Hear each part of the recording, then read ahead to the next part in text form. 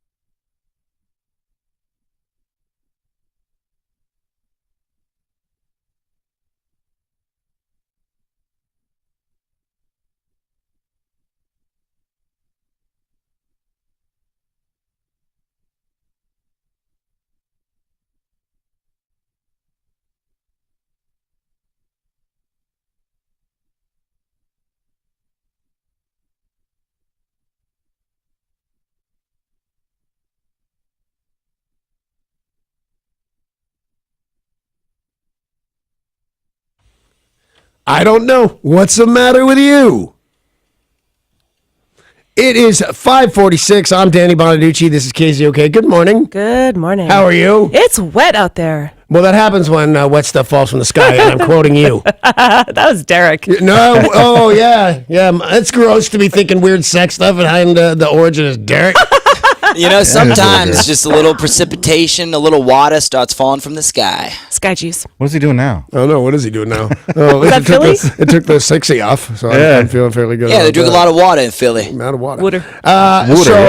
I'm mattered. What? I'm mattered.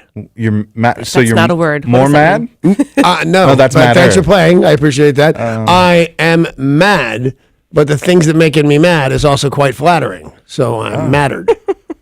Right? I don't know. Well, I'm making it up. I can't be wrong. I'm in charge of this work Yeah, for right now no, until you're totally we right. make a decision. Yeah, I'm mattered, and I'll tell you why.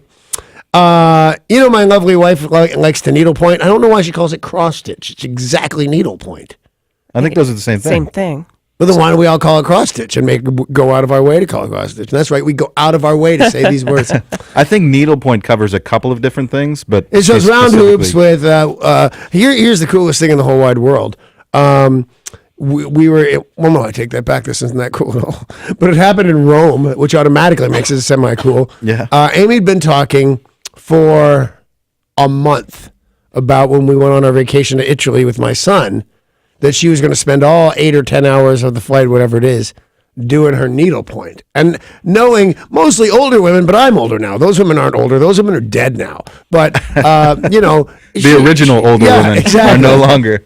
I remember Shirley Jones, her stand-in and friend, Betty Cantu was her name, and a couple of the other moms. They'd sit there, and the second nobody was working, everybody was needlepointing and talking about boys. Did you say her name was Cantu? Yeah. Yeah. If Shirley Jones can do it, Betty can too. Right, really, you made that up. None of us said that every day of our lives for 25 years. So anyway, Amy said, because she always wanted, now that I don't take drugs and or drink, sometimes the thought of flying, 10 hours, I really in my head think, Rome's not worth it. It'll be there tomorrow. They say it will be there forever. My goodness gracious. So it's like a drag. Nobody's going to give me nobody's going to give me drugs. I can't look at my doctor or the doctors that I see, so I don't take drugs and say, hey, might as well give me some narcotics, and here's how I sell it. I only need 8. Doc, you know me, I'm clean and sober. I don't want these pills laying around the house, but Right. about 8, get me on the flight and back would be great. Of course, I'm telling this to 9 doctors, but that's not the point. So I hate it a whole lot, and I think everybody hates it. I don't think there's anything special about me besides everything. I don't think there's anything particularly special about me that I don't want to fly 10 hours. So Amy's out of her mind that she's going to needlepoint the whole way. And, well, they got the little tiny baby scissors on, and where could you hide the little baby tiny scissors? And you don't need the baby tiny scissors to clip that yarn or thread or whatever. Just nail clippers. Oh, yeah, will that do works. It. Sure. No, we got to get it. We can't look at it. And I said, that's the backside. No, you have to needlepoint. So we get to the airport, and I swear to God, she's forgotten her book of patterns. Oh. She didn't bring it. Now, as a man who actually this morning alone lost his wallet, Yeah. I bug her a little bit, but she looks like she's going to cry. So I said, we get to Italy, and she's kind of bummed. I'm going, that's the Colosseum.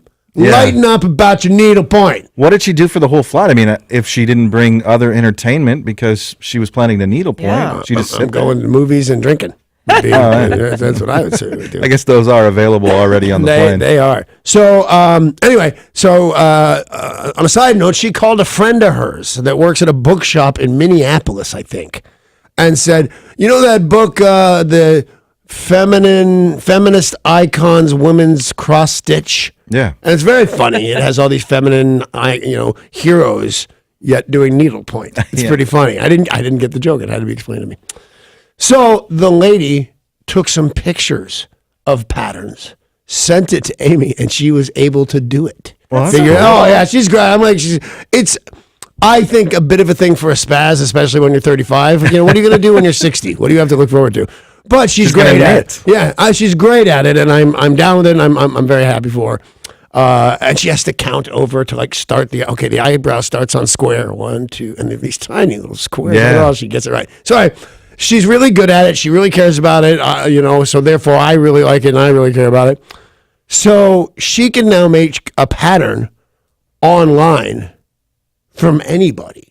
A picture. If there's really? pictures of you online, they will turn it into customize it, They yeah. will turn it into a pattern, and you can buy it. That's cool. So she said, "Do I want to start with this, or you?" I didn't even hear any other alternatives. I just said, "Should I start with you?" Yeah. And I said, "Yeah." And then she asked, fair enough question. She said, "Danny Partridge, you, or today, you?" Yeah. And I said, "Oh, Danny Partridge, me." It would make why do you I'm right here. You can actually lay on my face. You don't need a pillow on my face. So she said, "Okay." Now here's why I'm mattered. Because she went or had this man, I'm not exactly sure, but it's like 5 lines and a clown wig is what it looks like. Now, when your wife makes it, kind of mad. What's wrong with you? How do you see me? Because my whole face is made up of 6 lines. It's art. It's a concept. But I'm down. Whatever. It's fine. But can you tell that it's Danny Partridge or no?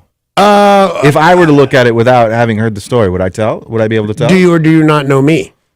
I know you. Yeah. Okay, then yeah, you'd get it. You go, that's funny. But it's a specialty thing. So here's what I'm saying. I'm saying there's a chance that my wife makes this for me and it looks like that. And I'm mad. If Andy Warhol made it, I'd say this is genius, man. If you could throw a Campbell soup can in there somewhere, this would be awesome. Because it's literally a strategically placed line for an eyeball. It does not look like an eyeball till you start putting other things near it, but it's literally 2 lines for an eye, another 2 lines for an eye, and kind of a square, a 3-sided square for my nose. It really doesn't look like anything to you. Focus for a minute and go, oh my God, that's my face. How does that possibly 5 lines look like a face? So then there's that it's interesting, the 5 lines, which he's done. I'll bring it into you and show it to you. Yeah. We'll take pictures and put it online or something. But if you don't know it's me, it's real. It's weird no matter what, whether you know it's me or not. But she said, what color should I make your hair? And she It's a said, weird question. she said, I look back at what the picture really was, the real picture, because it's in black and white. It's nothing but shades, by the way. This the picture is the pattern. The real picture that this comes from, you have bright orange hair. Yeah. And I said, well, then that's funny. Go with bright orange. Fake bright orange looks totally different from real natural bright orange, but it looks like art.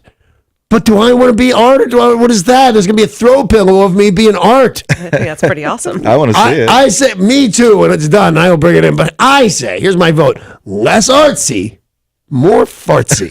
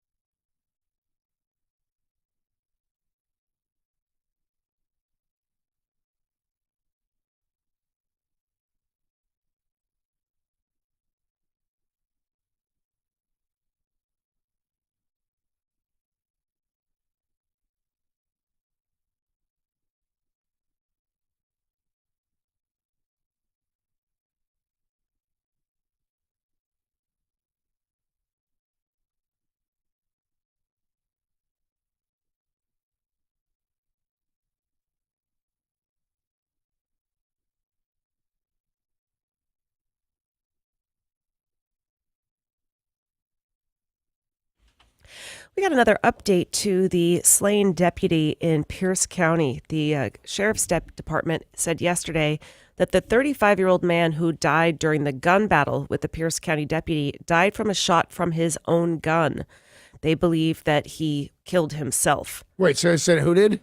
The man there. So there were two men who Right. perpetrated the crime, Right. broke into the home. There was a gun battle with the sheriff's deputy. That sheriff was shot and killed. Right. Now we are finding out the man who died at the scene, the bad guy, killed himself Okay, with his got it. own gun. Got it. So he was not shot and killed by police, which Boy, is what a fast change of plans. Well, this Yeah. didn't work out. I'm just going to shoot myself right in the head. Well, he was shot by the officer, was my understanding, but then they believe that the fatal bullet came from his own gun. Wow. Even still, just, Yeah. I don't know. Whatever that's, people say that suicide is the coward's way out. I don't know that I could do it.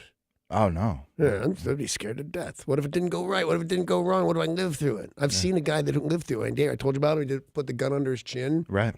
Just blew his chin off. It was horrible to be that guy. well, that man who died was also wearing body armor underneath his hoodie. What? Yeah. These are nothing little punks, aren't they? Where are they getting body armor? And why? Who plans to be a nobody punk and be in a gunfight? You plan to avoid a gunfight. Apparently, the home they went to is well known to police as being a bad A drug house, right? Yeah. And they found, sadly, children inside. But that this house is well known to them. They call it a trap house. They said it was targeted for drugs, money, or both. Does anybody know, and I did know this because I used it and I looked it up, where you get the term trap house? I've completely forgotten. I have I no don't know. idea. So I would guess, and it's weird that I'm guessing because I just looked it up recently because I heard the expression on this. Is there a trap door where you get rid of the drugs? Are you trapping the drug dealers? Why is it a trap house? Yeah, I don't know. A trap house, just the definition is a place where illegal drugs are sold, but I don't know I have no idea. the reasoning. Okie dokie. A 21-year-old Tacoma woman was, quote, playing around with her aunt's boyfriend at an Auburn home when she held a gun to his head and pulled the trigger. The shooting killed the man, 44-year-old Mark Dearden. His killer, Deanna Fail, told police, "I didn't mean to do it. I didn't know the gun was loaded." King County prosecutors have charged Fail with first-degree manslaughter for his death. She remains behind bars. Now, she said they were just horsing around. She took the gun from her boyfriend. Dearden said, "Stop messing with the gun." She said, "Shut up," pointed it at him, pulled the trigger. She then called the cops and said, "I didn't think the gun was loaded," but she is facing charges for his death. Wow. The Tacoma Pierce County Health Department said yesterday it is investigating a second suspected norovirus outbreak at an El Toro restaurant, this one in University Place. The department was already investigating a suspected norovirus outbreak at its Tacoma location, where a number of ill customers continues to rise. 232 people got sick at this Tacoma restaurant. And then yesterday they said, looks like people are getting sick at the University Place location as well. So a chain to the Yep. El Toro restaurants? Yep. Wow. That's weird. Their only connection is really their name. Oh, no, maybe a lettuce or something. Food supply, But yeah. I think of that as, Nora, didn't that transmitted, isn't that airborne? Norovirus? Yeah. No. That's likely food. Bad lettuce. I always go with the lettuce. Yeah. And there is a lot of what they think is probably bad lettuce going around, but that's causing E. coli. So that's not the same one. They're thinking it's romaine, but now they're saying a lot of leafy greens could be to blame. Yeah, that's why Danny and I have just been avoiding all leafy All greens. lettuce. Yeah. And you're right. Yeah, it's commonly spread through food or water that is contaminated during preparation or contaminated surfaces. And it's a poop fest, right? Yeah, poop fest. Ew, come on, wash up. What emoji rating do you get when you have norovirus in your restaurant? It's the poop emoji. It's the poop emoji for sure. 5 states of Mexico now have the sternest do not travel advisories under a revamped U.S. State Department system that was unveiled yesterday, putting these 5 states in Mexico on the same level as countries like Syria, Yemen, and Somalia. Those 5 states are Tamaulipas Sure. on the U.S. border, Sinaloa, Yeah. Colima, Michoacan, and Guerrero. Clearly, Isn't I'm this the not name of a familiar. basketball team?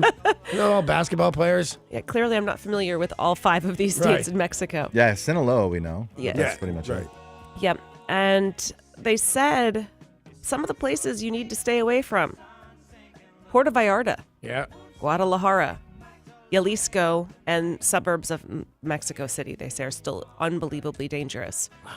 It's so weird to think of that.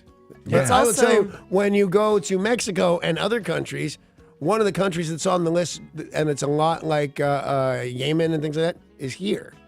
That Oh, we're don't too travel to the dangerous for US, most other countries. I just read this thing the other day that young people, before you're considered an adult of the U.S., born in the U.S., are 70% more likely to die before adulthood of all other industrial wealthy countries. What a bad thing to have happening Yeah. right now. A lot of that is being shot. A lot of that goes all the way to Chicago. Wow. Now, back to Mexico, they said the highest rate of murders, it's actually second highest rate of murders, is taking place in Baja, which Bah. is where we all like to go from Washington. It's a very, very popular travel destination. And there's nothing there except Cabo San Lucas. So And that's that's where a desert. it's happening. Yeah. Wow. Very, very scary. A spirited duck. No, let's start that over. All right. Although I like it so Yeah, far. it's French rabbit hound are now running with the American Kennel Club's pack. The club announced that they are recognizing the Nederlands Koekekurenhand. Oh, yeah, that. And you wonder why I doubt these countries. Let's see if I can. I may not have said that correctly. Nederlandse Koekekurenhandje. Oh, yeah, that one. That's the dog. And the Grand Basset Griffon Van Dien, also known as the GBV. That's its abbreviation because nobody can pronounce That's the name. the abbreviation? GBGV is what they're calling it because it's kind of a mouthful. none of it matters because the collie just wins every year, right? They're super cute dogs, so I don't know. They Meh. could win this year. What do you mean, Matt? You Meh. know what the Nederlanden Koekekurenhandje looks like? Yes. I'm pretty sure it's wearing wooden shoes.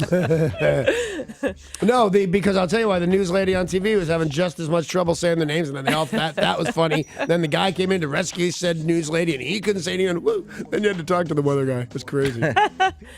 So the French hound, the one with the abbreviation GBGV, super cute. It's a small dog known for speed, stamina, and happy nature. They say it's like a puppy that never really grows up. Aw. That it's a super cute, fun, and playful. But they will be part of the I Westminster. think my son would refer to it as the devil.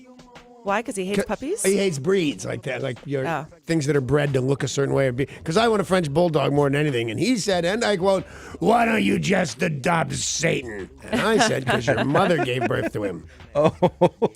Yikes! It was a Take lot of fun. that. Yeah. Oh man, if they'd bring back hitting, crack that kid right in his chops. He'd be okay with the Nederlanden Koekekurenhandje. He'd be okay with a good one to the chops. Because it's actually an ancient dog. It's from like the way, way olden days. You can see it in 16th century paintings. Like these aren't like a cockapoo. These or- are like not a what was that designer. thing I Yeah. had? Was it a hairless Shih Tzu or a Chinese crested, where Oh, they're bred yeah. to have just hair on right on top of the head and nothing Man, but those shivering. dogs are So ugly. How drunk was I? I'm gonna say Probably very. pretty drunk. I mean, I have woken up drunk from being drunk a couple of times and looked over next to me in the bed and gone, "Huh, how'd you get here?" But when I saw that dog next to me, oh my God, what's happening? Now, did you go and seek out that hairless dog for a specific reason or just to be cool? No, I was, the closest description would be the second one. But I was just walking down the street in Greenwich Village drinking, being a maniac, and there's a group of people all gathered staring at something. So already it's like, people in Greenwich Village don't stare at anything. You know, you could walk by naked and on fire and then go, huh, and that'd be that. So I looked in the window and there's this tiny little dog with just all the skin, no fur, and then a mohawk that I immediately paid $2,500 for. Jeez. Oh man, I don't drink well. And I named it Sid Vicious because it had hair. I originally named it Chemo because I thought that was hysterical. That's what everybody did. So I said, I guess I'm out on the chemo thing. I thought it was funny.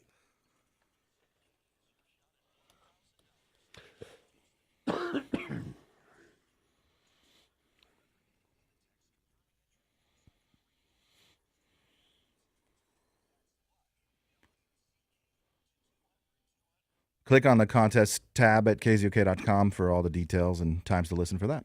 That would help buy your expensive dog. Yes, although don't do that. No, They're gross. adopt. And you Go spend adopt. all day putting either suntan lotion on them so they don't burn, or sweaters so they don't freeze. It's just a nightmare dog. Armed thieves have stolen about $5.6 million worth of jewels during a dramatic raid at the luxurious Ritz Paris Hotel. Bitchin'. Witnesses told the press 5 men with axes and handguns. Kind of not what I was envisioning. I was No. envisioning the Pink Panther. Right. And drilling through walls and hanging down like Tom Cruise. I definitely saw people rappelling from Yeah. the ceiling. Well, No don't tell me axes. the French aren't repelling. Are you kidding? Your envisioned story is so much cooler. This is downright scary because there were regular people involved. Let's not write this off early. This could end up cool. It's just a whole different cool. A tourist said bartenders at the hotel's Hemingway bar yelled at guests to get down as masked men smashed their way inside. And did they immediately start dancing? Because I always think that's like, get down! Dun, dun, dun, dun. French police said that some of the robbers were captured, others escaped. They used the axes to smash the reinforced glass cases that contained the jewelry, filled up the bags, and the amount of money around the worth was $5.6 million. Now, we know. So they could probably get 2 for it, right? Yeah. That's not a bad day out. Right. And it shows some gumption on a little Frenchie. I mean, don't do it, but No, I mean, well, I don't care. sounds It's like it France. pays off pretty well. If you can get away with it and you didn't hurt anybody, you can say Danny said do it. All right. All right, so tell me this. There were 5 people. Uh-huh. 3 were captured, 2 escaped. Do the 3 captured turn in their buddies? Already done. Rolled on Yeah. them immediately. No, but they said, okay, 25 years. That's it. You had a weapon. You had a sharp edge. You scared some people. You stole some stuff. 25 to 30 years, unless you tell me who the other 2 are and where I can find right now, and then 3 years. Oh, okay, fine. It's Steve. There's a really scary image that has surfaced showing a man driving down the roadway in Australia, and he looks in his car's rearview mirror and sees a very large black snake. So he looks in the rearview mirror, and there's a snake, and he says, "Crikey!" grabs his camera and starts filming, and it's just wound its way around his side view mirrors. On the outside. On the Oh, okay. outside of his car. Yeah, did I say rear view? Yeah, Side view okay. mirrors. He's just looking Changes there. the story, but only by so much. At first I'm going, well, that's totally different because the snake's outside. And then there's a snake outside doing Yeah. 60, staring Right. at me. They said what they believe probably happened was it went into the engine bay because it was a little bit warmer there. 'cause Like it got- kitties do. Right. Only then it was like, all right, time to come out. And that's how he got out and was just wrapped around his rear view mirror. Pretty scary. They said it looks to have been a venomous, red-bellied black snake. Well, you got to suck that out. Yeah, immediately. And if it hasn't bit anybody, I think you just suck on the neck of the snake. Yeah. Is what happens. But I'm scared. That's going to frighten me for sure. I told you when we were in Australia a couple months ago, we saw that super scary spider that was the size of a tarantula just hanging out in the bathroom. But we did not see any snakes, and I was a little disappointed. Yeah, don't they have 72% of the world's most dangerous snakes? or something? Actually, That's what Danny tells 80%, us. to be honest with you. 8 of the 10 world's poisonous snakes. I did not see any. I saw something called a skinx, and it looked like That's a snake that sleeps around. Oh, that's a skank, I'm sorry. It looked like a combination between a snake and a lizard. Like it didn't really have the long legs of a lizard or long tail. It was more box shaped. I'm not describing this well. No, I don't think you are. Probably rectangular It's shape. box Yeah, shape. I know Oh, exactly SpongeBob what SquarePants. I know exactly what she's talking about. It's not an iguana, not a tegu. Do we have them in the American desert? I don't think so. Are they poisonous? And they have long legs and they're Oh, thick? I hope not, because I was like poking it with a stick. It was like 8 inches. It was pretty big. A Pennsylvania man was sentenced to jail after he married his teenage stepdaughter without divorcing her mother first. That's the problem with this. Yeah, right. Christopher Hopman, age 44, pleaded no contest to charges of bigamy, forgery, unsworn falsification to authorities, and firearms counts. He married 43-year-old Shannon Dietrich in Florida, of all places, and then less than a year later, he married her 18-year-old daughter. He applied for a concealed weapons permit And when they did a background check, they said, been looking for this guy. He is a bigamist, and they said that he is still in the relationship with the 18-year-old stepdaughter. I got to condemn the stepdaughter as much as I got to condemn the creepy old middle-aged guy. Like almost everybody except, I guess, the ex-wife is super creepy in this story. Well, current wife, because he didn't divorce yeah, her. he didn't, So exactly. She might be a little creepy, too. There's Who a knows? chance of that. Well, if they got married at 18, you know this relationship started when she was younger. Oh, yes, I That's do. awful.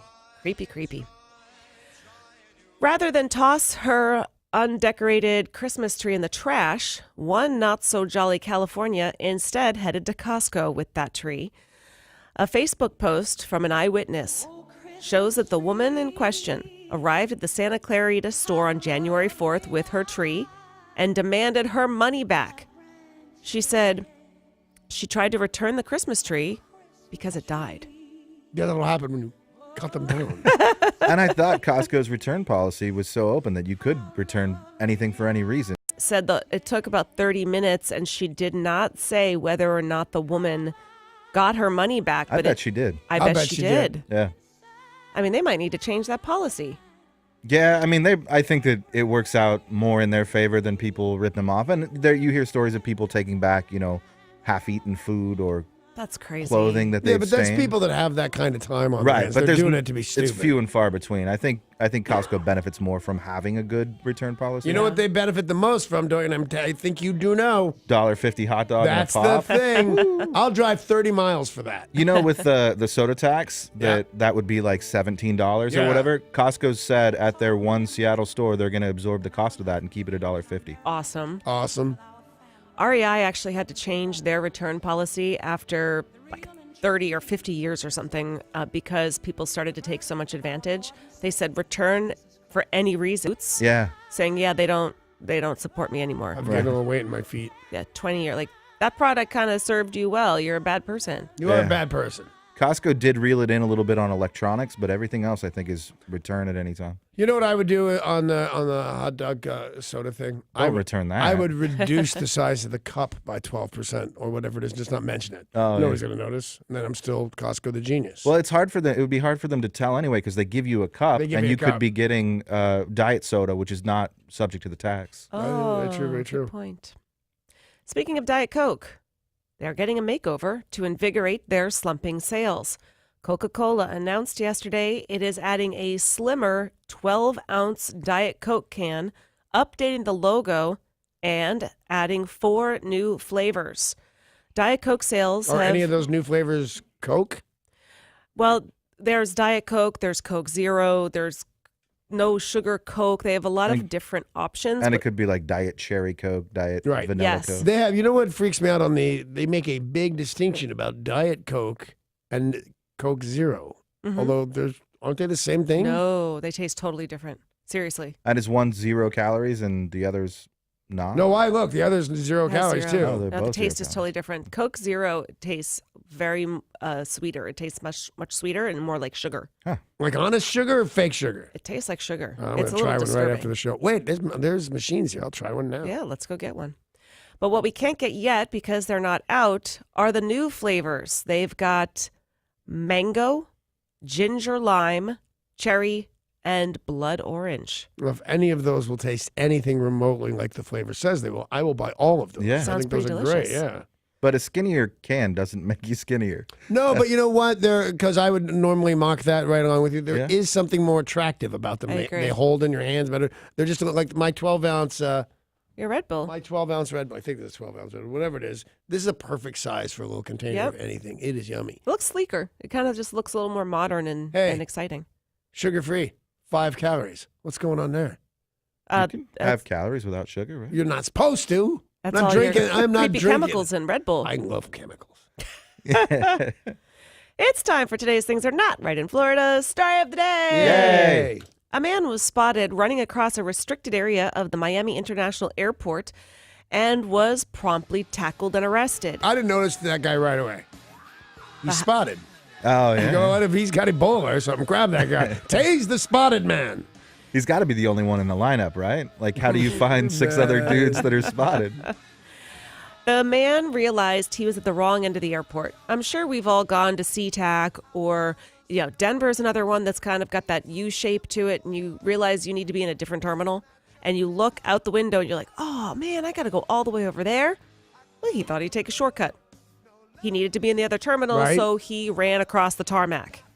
How do you get that stupid and be able to board a plane? Oh, Florida. Oh, Florida. Florida. Hey, we are going to come back with music news, entertainment, and sports. Some of the stories we're tackling. A rock legend made a huge and tragic announcement yesterday. Uh-oh. Spectacular Game of Thrones news, and even more changes are in store for the Seahawks, plus very exciting Mariners news next in sports.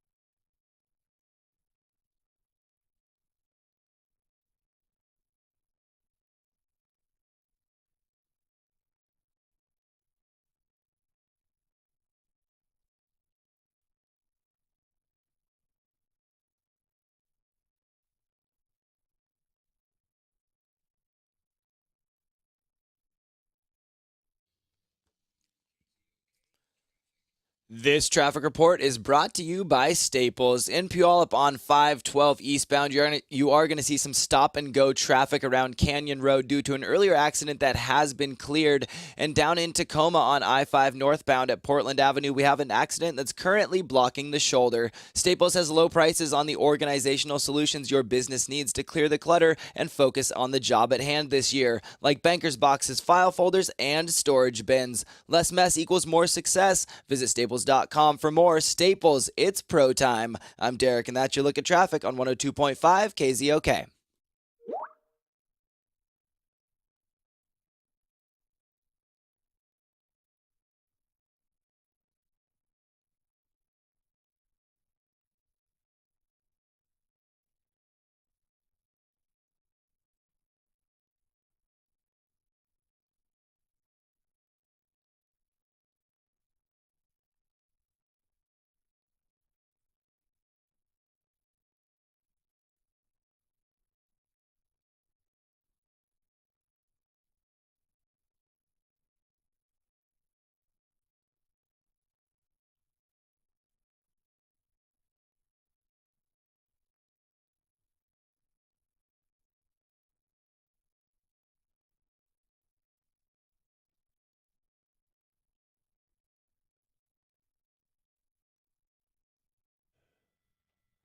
Hey, if you have an elderly parent who still lives at home and wants to, well, they've probably been through the stress of finding good in-home care. Well, let me tell you about ServeWell. My mom is 93 years old, and I would have loved to have ServeWell under any conditions in Los Angeles, but she just had extensive dental work the other day, and at 93, a tooth getting pulled, any of that stuff is a super big deal, and you want to sleep well at night. Well, if you had ServeWell, you would. If you need help finding quality care for your aging parent, go to servewell.com, choose your service, choose your caregiver and your price, and then let ServeWell take care of the rest. ServeWell is more affordable than home care agencies because they cut out the middleman. They cut out all costs that don't directly contribute to the delivering care to your loved one. ServeWell leadership, the team has over 30 years experience in elder care, including assisted living, independent living. So whether it's for housekeeping, personal care, grocery shopping, or medication, managing medications, go to servewell.com. They care. It's easy to do. Once again, it's servewell.com.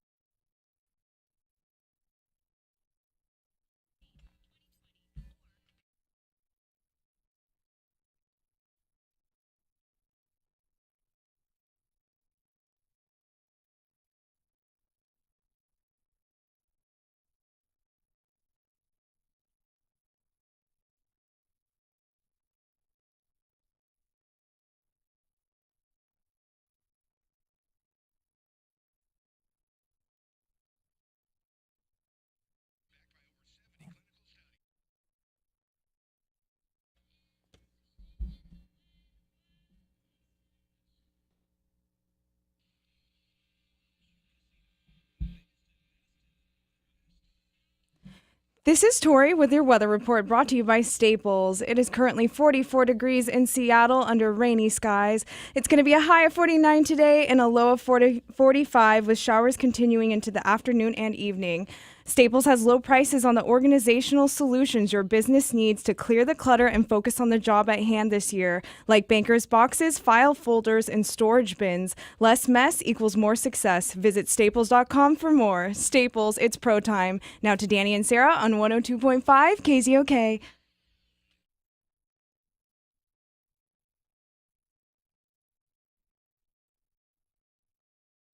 Eddie Clark has died. Fast No Eddie. way. Yep. Fast Eddie had been fighting pneumonia. Now, he was one of the last people from Motorhead, from the original Motorhead. Lemmy, of course, died 2 years ago. Bandmate Phil Taylor died 2 years ago. And now Fast Eddie. Their current drummer said he had just seen him. He was in great shape. And this was pretty stunning to the music world.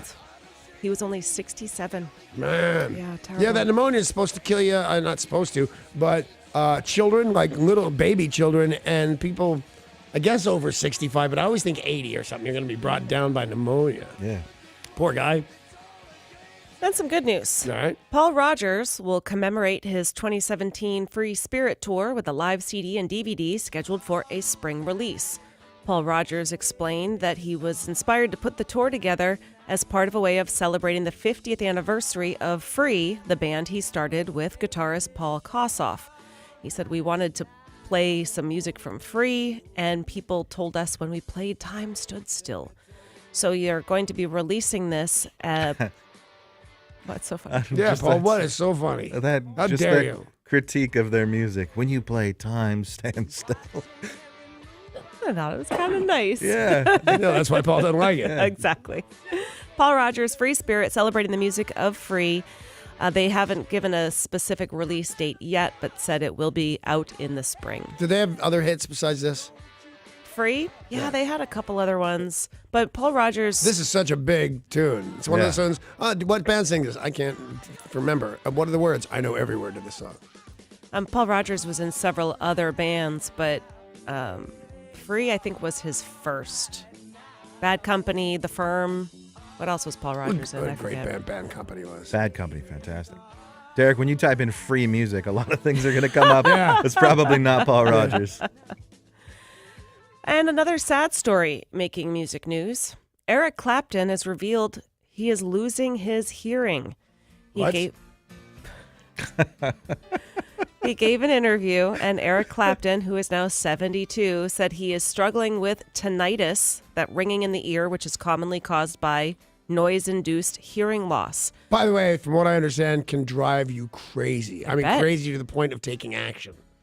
Well, Pete Townsend also had to battle the condition and says that he is utilizing new technologies to continue to tour and play. Neil Young, Sting, and Ozzy Osbourne all reportedly suffer variations of hearing loss. You know that movie, Baby Driver? That's what it's about, which is shocking because you never get whole movies made about TMJ. Oh, I didn't know. Yeah, that. no, yeah. TMJ? Isn't that what it is? No, Not buzzing in your ears? No, that's Lockjaw. It is? Uh-huh. Okay. well, Tinnitus. Tinnitus.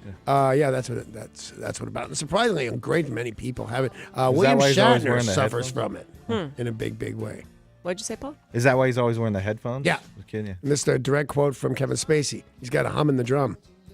I don't know what that means, but he was pointing to his ear when he said it.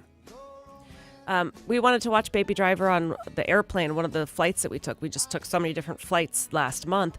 And I said, no, I have it at home. It's a Netflix DVD. I got it in the mail. So we waited. Neither of us watched it on the plane. And we sit down and watch Baby Driver. This was 2 nights ago. And I said, I didn't know Carol Channing Tatum O'Neill was in Baby Driver. Adam Driver is in Baby Driver? I had no idea.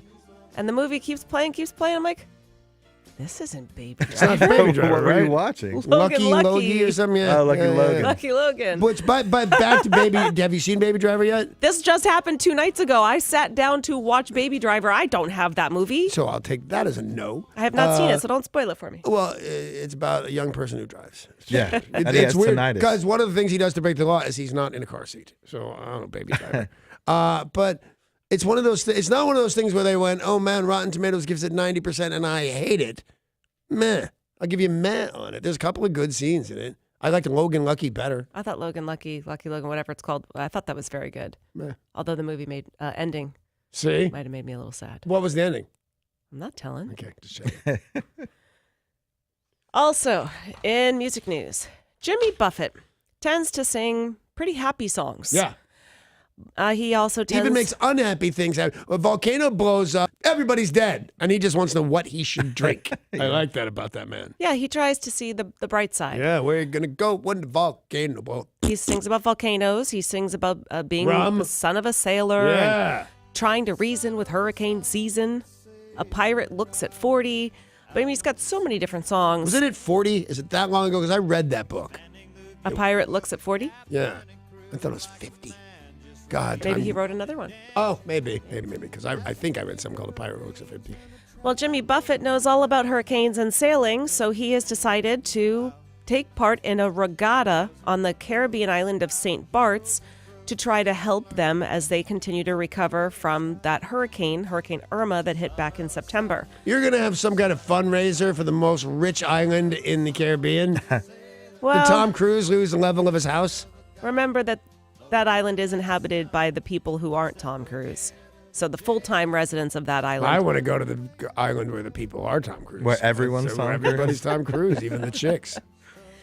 Now, he played a free concert on December 27th to give locals a break from the recovery work and to attract visitors to the island, because a lot of people haven't been going because they've been devastated. But he's going to serve as the U.S. ambassador April 8th through 14th, which is a Caribbean yacht racing circuit. And he said he's always been into sailing, so he'll go and take part to Neat. help I raise like money. it. What a life, man. A Pirate Looks at 40 is the song, but A Pirate Looks at 50 is the autobiographical book. Ah, all right. So everybody's good. Yep. Everybody's good except for Derek. Autobiographical. I said it wrong. Shut up. I want you to know I was going to let it slide, but these two bastards turned on you like just black can't let it mambas. go. What a bunch. A Rhode Island rapper whose songs... That makes sense right there. The Rhode Island rapper. He's got a song called Sell Drugs with a Z and an S. He's been sentenced to 3 years in prison for doing just that. Federal prosecutors say Michael Perceau of Johnston, Rhode Island, was sentenced for trafficking heroin and fentanyl. He goes by the name Montana Mills, and he's living his life true to what it is. His songs are about drugs and selling drugs, and then they Yeah. realized, you're actually selling drugs. Now he's going to be behind bars. Very nice. I don't know if this is a true story. I've heard it forever. That, what's that guy you were just talking about? Jimmy Buffett. He sings a song about smuggler's blues and a bunch of different songs about smuggling drugs. He also owns a seaplane, one of the few of that size in private hands.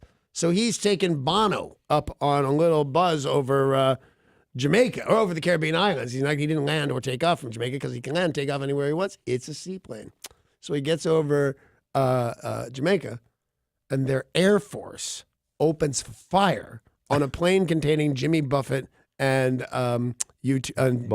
And Wow. the story is, you wrote one too many songs about being a drug smuggler. We're going to shoot you out of the sky. Now, I've heard it my whole adult life. Now I'm starting to wonder if that's a true story. It sounds kind of fake. I'd start by figuring out if Jamaica has an Air Force, because that one would surprise That's me. surprising. And Smuggler's Blues is Glenn Fry, not Jimmy Buffett.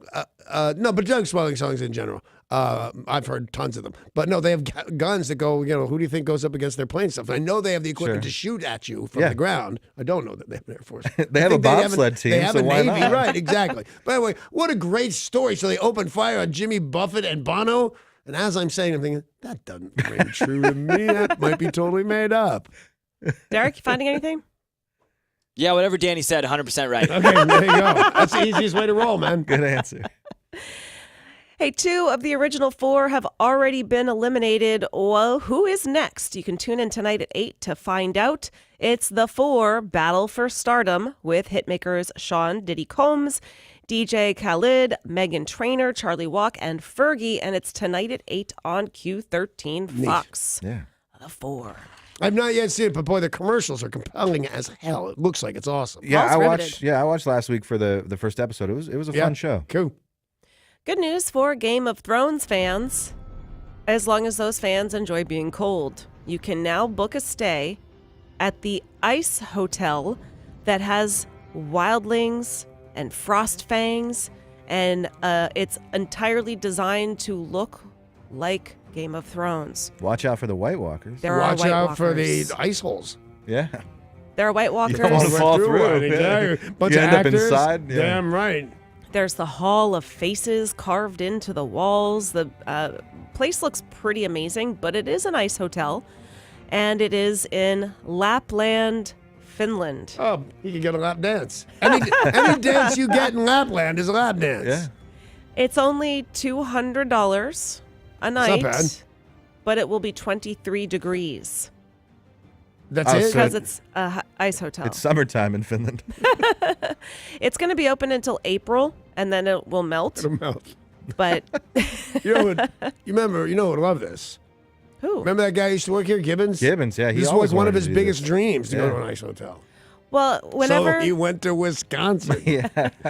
Dream fulfilled. Whenever I went to a cold place, he's like, "Are you going to go to the ice bar? Are you going to go to the ice hotel? Are you going to stay at the ice hotel?" No, I'm not crazy pants. I went to Finland. I'm Closest not I staying came, there. I spent an evening with Coldplay. That's it. That's what I'm going to do. Boston's venerable Museum of Arts has gone to the dogs. The museum announced they have introduced a new addition to its staff, a Weimaraner puppy named Riley that will be trained to sniff out insects or other pests that could potentially damage the priceless works of art. Riley will be trained specifically to work in museums to help sniff out stuff that humans can't see. So a little dog working at the museum. I kind of like it. Yeah, those dogs are cool too. The Weimaraners, Yeah. the silver dogs. They're not one of my favorites. They don't look cuddly enough. They're so soft. This guy I spent a great deal of time with, my best friend in high school, Jim Caves. He spent a lot of weekends at his house, and his parents had Weimaraners. And they're fun and nice, a lot of energy, but I like just a cuddlier, stupid-looking dog. Those dogs don't look stupid enough. Give me any kind of hound in the whole wide world. Yeah. Something you can throw your leg over when you're trying to spoon. That's what I like. The dogs that freak me out are any dog that don't have tails. The Weimaraner tails are about 4 inches, but the ones that I saw one yesterday that literally had no tail. And Nothing. that's not natural though, right? Don't they have tails? And Do they their owners bob 'em? chop them off? I don't know. Yeah, no, I think they have tails. And they're chopped off. That's so mean. It is mean because they leave the ears. They don't crop the ears. Right. Why not leave the tail? Yeah. alone? But I mean, there are some dog breeds and some cats breeds that literally don't have tails. They scare me. Like they try to wiggle, but there's nothing really wiggling but their butt. I don't know what your cat does. Your cat doesn't do a butt wiggle? My cat does a butt wiggle when it's about to pounce on something. My cat doesn't pounce. My cat complains about stuff till we get it for it. Let's take a look at sports. Sports. Sports brought to you by Bradley Johnson Attorneys. If you're facing a DUI, call 1-800-DUI-AWAY, 1-800-DUI-AWAY. The Seahawks have fired offensive line coach and assistant head coach Tom Cable. The move fired. Yeah, he is fired. The move came just hours after the team parted ways with Darrell Bevel, and they say more moves will be coming. There is a rumor that Chris Richard is not going to stay with the team, but that he would be allowed out of his contract for another opportunity. The team is not confirming nor denying that report. He is the defensive coordinator, may be leaving to go to another team, but not confirmed. The Gas Man, Mike Gastineau, will be joining us just after 9 to go more in depth about all of these coaching dismissals, what it means, what's next, who's replacing them, and who else is on the chopping block. You know, I got to tell you that when I first heard about the Gas Man joining the show on Fridays, it wasn't overly joyed. I didn't think, oh, this is the greatest thing ever. because I don't really know anything about sports a great deal. Even the Seahawks, who I know more about than any other team of any kind anywhere in the world, to have a grown-up conversation with a real sports guy about the Seahawks, I'm immediately the idiot. There's no hiding it. It's like, oh, you don't know what you're talking about. And I got to tell you, the way the gas man works, you understand a lot, right? It just seems like some guy you've known for your whole life telling you stuff that you want to know. It's kind of cool. So I think the gas man right after at 9 o'clock in the morning. An agent for numerous minor and Major League Baseball players has been fired by his agency and suspended by the Players Union for being a creep. Jason Wood, he was the baseball. Well, there you go. That's your problem right there. He was the baseball president at this agency, and he was filming his clients while they were taking showers.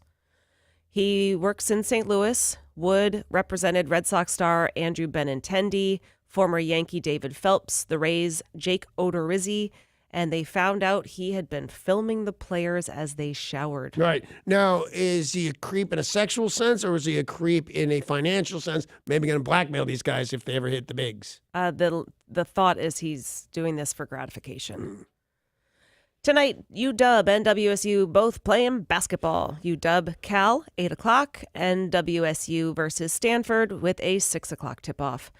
Hey, it's Thursday. I know what that means. I I don't really know. Tomorrow's what that means. Friday. And Oh, yeah. Danny Boom Boom Bonaducci Oh, yeah. will be hosting Battle at the Boat 114 at the EQC. Doors open at 7. First fight is at 8, and more info can be found at KZOK.com. True. Be a good night out. Yeah. Join Danny. It's a great night out, by the way. Whether you like Amy had never seen a fight when I took her, except the fights that I was in, which have a different vibe completely for a professional fight. And just she cannot get enough of Battle of Nice. the Boat. It's awesome. The Seattle Mariners have released the finalized start times for the 2018 regular season, including their season opener, which will be 7:10 Thursday night, March 29th against the Cleveland Indians at Safeco Field. Very exciting. The Mariners will play a 3-game set over 4 days. They'll take a break on Friday and then return for March 31st and April 1st. Now, in addition to adding up all of putting all the different times and all the different opponents, we've got some fun promotional nights. March 31st, opening weekend here. Robinson Cano Bobblehead Day. Robinson Cano Bobblehead Day. They'll be playing the Cleveland Indians. So the starting is Thursday, opening day for the Mariners is Thursday, and then that Saturday is Bobblehead Night. Oh, cool. A couple of the other fun ones. May 5th is Fanny Pack Night. Fanny pack night. Uh, They're giving out like Mariners fanny packs? Yep. Oh, that's awesome. It's What a you got in your 90s. fanny? It's a 90s night, so it's all about throwbacks, Very giving cool. away fanny packs. They'll be playing the Angels. There is also May 25th against the Twins, Robinson Cano and Nelson Cruz Wine Stopper Set Night.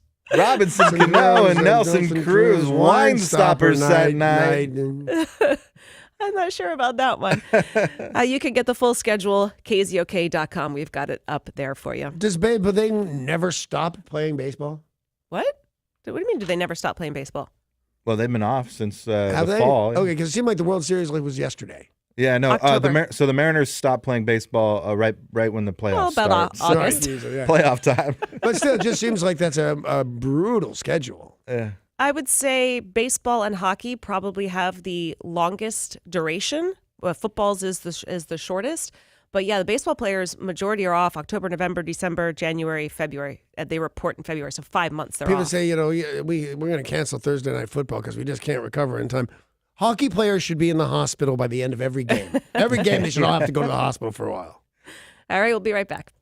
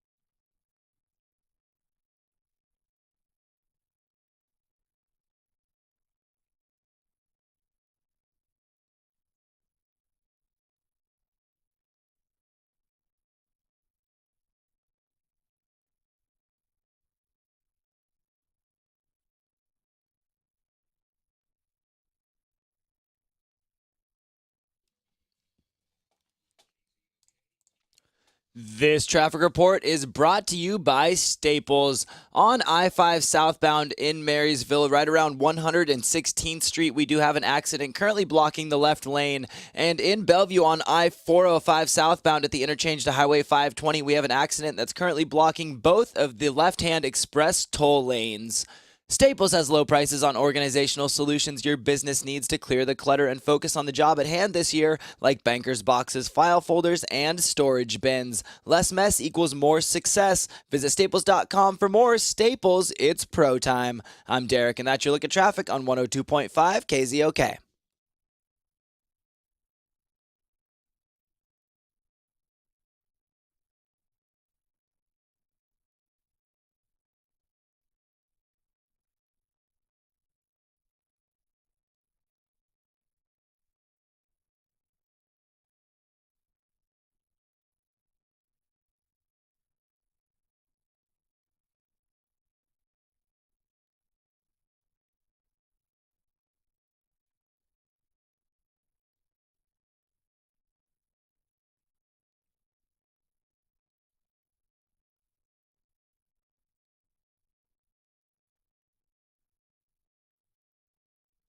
Well, here it is, January 11th. How's that New Year's resolution doing?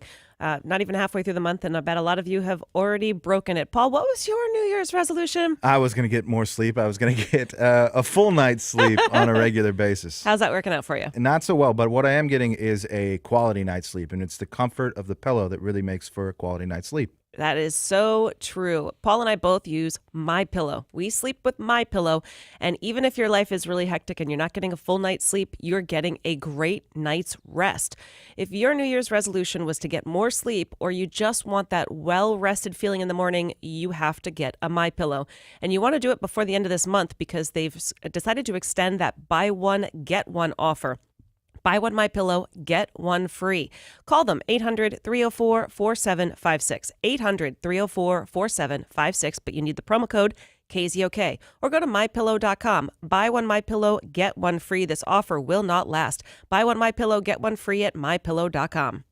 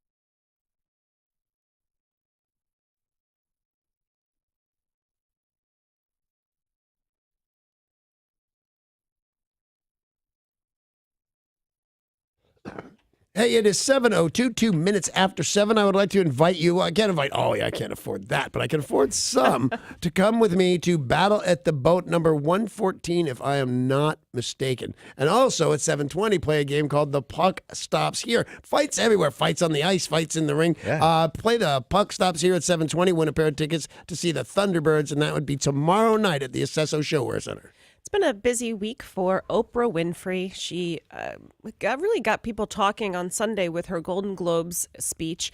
And then she sparked people's curiosity, alluding to perhaps running for president.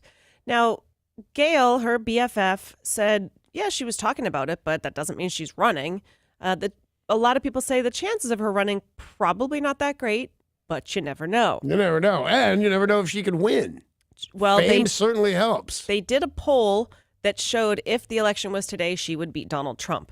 Well, But yeah. it's a poll. I'm pretty sure I would beat Donald Trump. I was going to say my snickerdoodle would be Donald Trump in a face-off at the moment. Well, I know you said that you would prefer to see The Rock be I president. would prefer to see The Rock in a big way. But what if it was Oprah and her running mate was The Rock? Would you approve of that? I mean, she needs a good running mate. No. Two celebrities that have never governed. No. I mean, in a fantasy, wouldn't this be funny world? Yeah, certainly. Either way, The Rock, Oprah, The Rock, whatever you got. But in a, hey, I have to live in this world. No. And I might go with Oprah, or I might go with The Rock. But on the other side, they need, this is the only name I can think of. I think he may have passed away, but any real hardcore general will do. I'll take General Schwarzkopf. Remember him? Oh, yeah. Man, how about a guy that's killed a couple of folks in anger? So you give me, because here's the problem. Winfrey walks in, everybody goes, well, she's not going to bomb us. She's not going to bomb us. There's babies around you. You can't, what is she going to do? Nothing.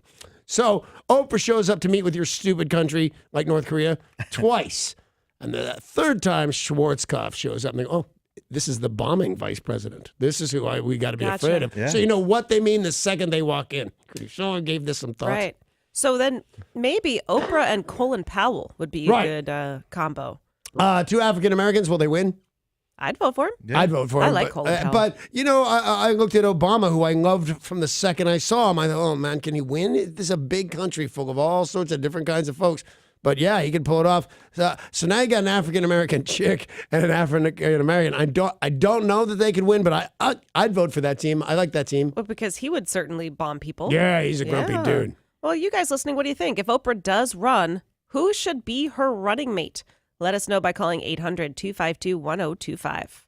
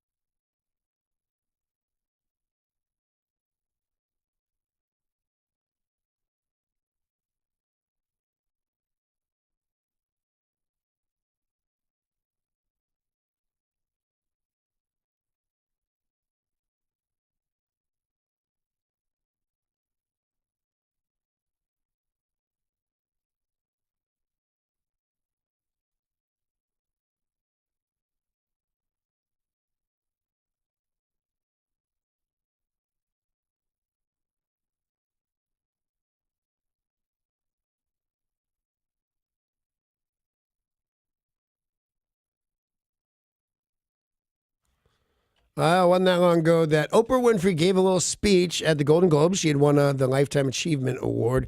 I heard the speech as really good and moving, but I didn't hear it as real political. And then she gave backstage and gave some real interviews about thinking about running for president. So the question now is, who should Oprah Winfrey's running mate be? 1-800-252-1025. John and Graham, who do you think Oprah's running mate should be?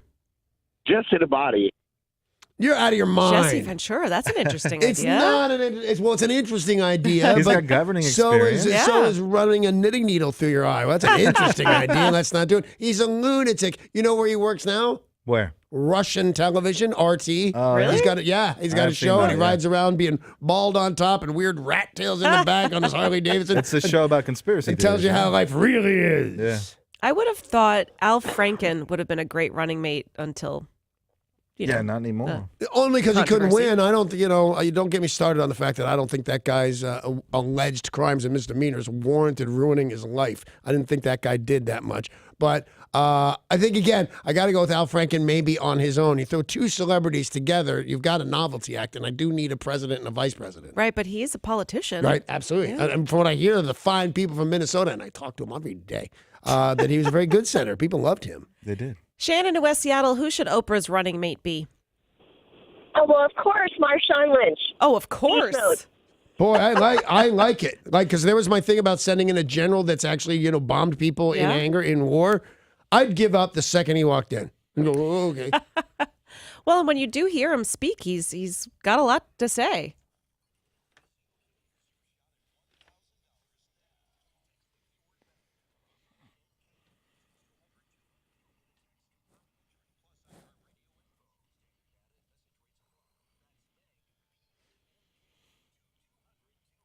You could take that $1,000 and donate it to whichever one of these running mates you That's true. pick. Yeah, but we're picking billionaires. Let's not do that. And I think Oprah would finance her own campaign, right? I would imagine Yeah. so. I think she said it someplace that she would.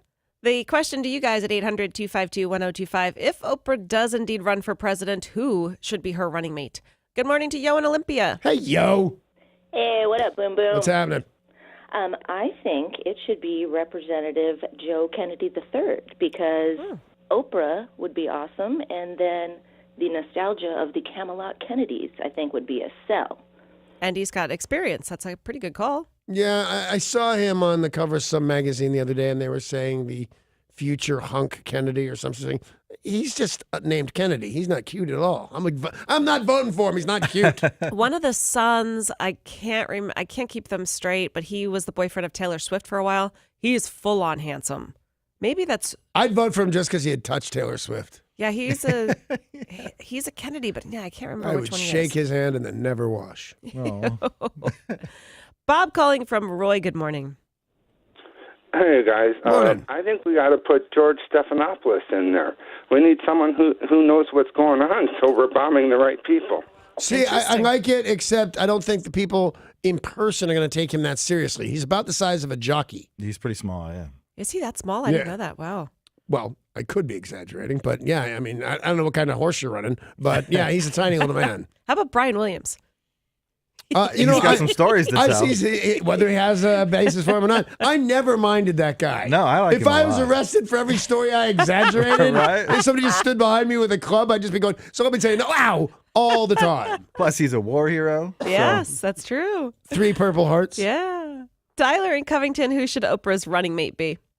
Yeah, so the only guy that could talk the North Korea maniac out of what he's doing, Dr. Phil, of course. Do you know, my man? I have Dr. Phil down on my list, and I didn't say it because I'm now glad. No, they can't have 2 celebrities. Matter of fact, he was the first guy I wrote down. Or he's a doctor, he's a psychologist, might be genius. Plus, he's got that cool drawl. Yeah. So yeah, I think you might have a point there, buddy. That draw would get him a lot of votes, and especially Oprah being more liberal, that would get a lot of conservative votes. Just thinking, Entirely wow, he true. sounds like that. He must Right. feel the way I feel. Tammy in Tahuya, who should be Oprah Winfrey's running mate? Hello. Hello. Hey, how's it going, Sarah? I think Tom Hanks would be great. Who doesn't want Forrest Gump? Who doesn't love Forrest Gump? Life's like a box of chocolate. I don't think they run as a character. Oh. Oh yeah, so it can't be Tom Hanks as Forrest Gump. No, I don't think so. How about it can. How about the guy's Castaway? He gets all skinny, grows a beard, and gets it together. Because that's how you prove you're a great actor. You get skinny. Okay, then what about Russell Crowe as Gladiator? Well, I forget what his name was, but in the movie Gladiator. Maximus. He's not a U.S. citizen, so. Yeah, doesn't matter. And he's too. Yeah, no, just he's not an American citizen. To be vice president, you have to be U.S. born as well? Yeah, I believe so. I believe so. Yeah, because you're a heartbeat away from being the president. That's true. All right. And no, you're not, because you can't be, because you're not an American. You were born in Zaire or some craziness. Yeah. And Carrie, I don't know how to pronounce your name. Who are you? Hi. Hi, Bruce Springsteen. Hi, Bruce Springsteen. You know what? No, I don't think that's that terrible. I think it's awful. You do? Why? Becky, I gotta vote for you. So you think you're against it because you think he's going to sing all his answers? Yes. All right, lunatic face. Because you know what you're getting with Bruce Springsteen. Everybody already calls him the boss, which he doesn't even like. But I think if you went in and you had and then just write a song called "I'll Bomb the Bejesus Out of You." That's one of your next hits. I think that's not a bad one. Oprah Winfrey running for president. Who should be her running mate? Mike in Linwood. How about Gilbert Godfrey? Oh gosh. No. Why? Well, why? I mean, do you want everybody to meet with our president and vice president and then wish to bomb us more than when they got there? I'm not talking about bombing anybody. I'm just saying it certainly couldn't get any worse than it is right now. And the two of them together would be funny. It'd be like Abbott and Costello. Well, I think, but this will show you my political leanings. I think you're crazy not to be talking about bombing folks. Yeah. People should be afeared that we're going to bomb them. I think there will be a better place. A lot of other priorities when you're president. Nope. I know that your number one priority is bombing, and your running mate needs to be somebody My who will number bomb. one priority is number two, which I think is a weird thing that I care that much about. But I just want people to fear us again. Nobody fears us anymore. We're clowns. Clowns. We're going to clown to you. Would people be afraid of Gilbert Gottfried? Be afraid to be stuck in an elevator with him. Yeah, it's less Abbott and Costello and more Abbott and Fran Drescher, I think. Yes. David and Bothell, who should Oprah's running mate be? Yeah, talk about a guy that can talk down Kim is North Korea, is Dennis Rodman. Yeah, the worm. The worm has turned. Mr. Vice President, the worm. Dave in Federal Way, what's your opinion? Half a day from Guam, guys. Hey, Dave. Hey, did I win the $1,000? No, I'm afraid you didn't. But you can win $1,000 as much as 16 times a day on KZOK. Just thought I'd throw that out there. Who should be the running mate, Dave? America's black man, Steve Harvey, my man. That's a great idea. I don't know how he got the title of being America's black man, but I like him a whole lot. I'm a big fan of Steve Harvey. And imagine how they'd look so good. They'd be dressed to the nines all the time. None of his cabinet can look at him. Joe host, now I'm the vice president. You can't look at me. Eric and Burien, who would be Oprah's running mate in your opinion?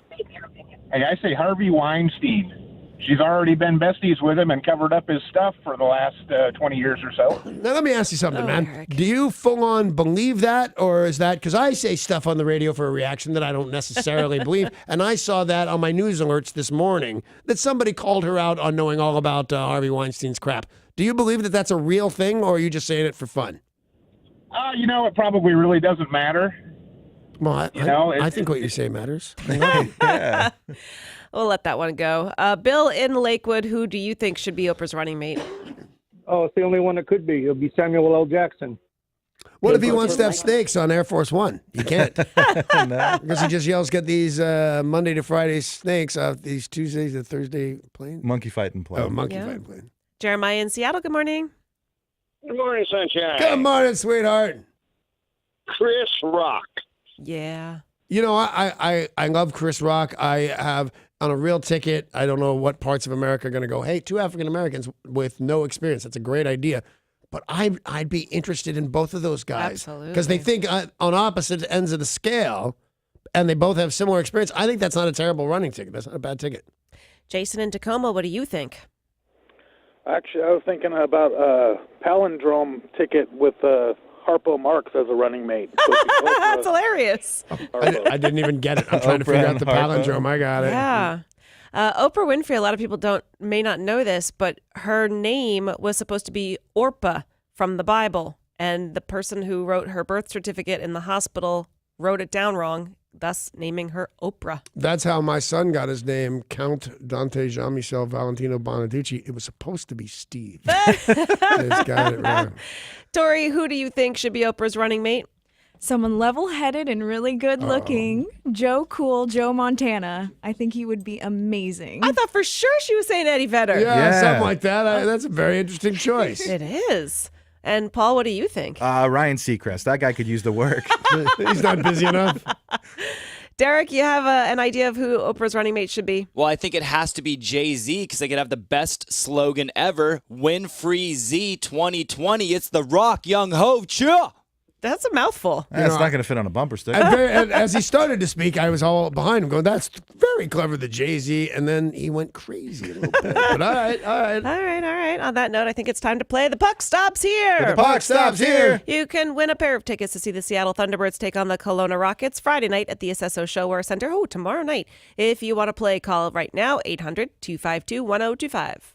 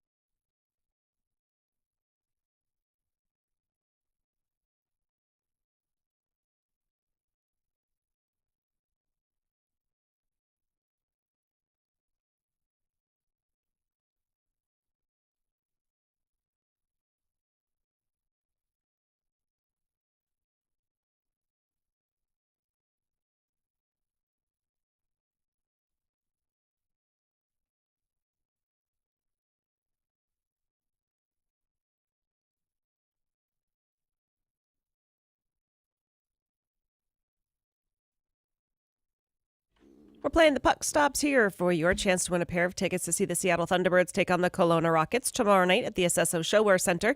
In order to win these tickets, you just need to name the hockey town from Danny's Clue. Kathy in Tacoma, good morning. Good morning. Good morning, Kathy. How are you?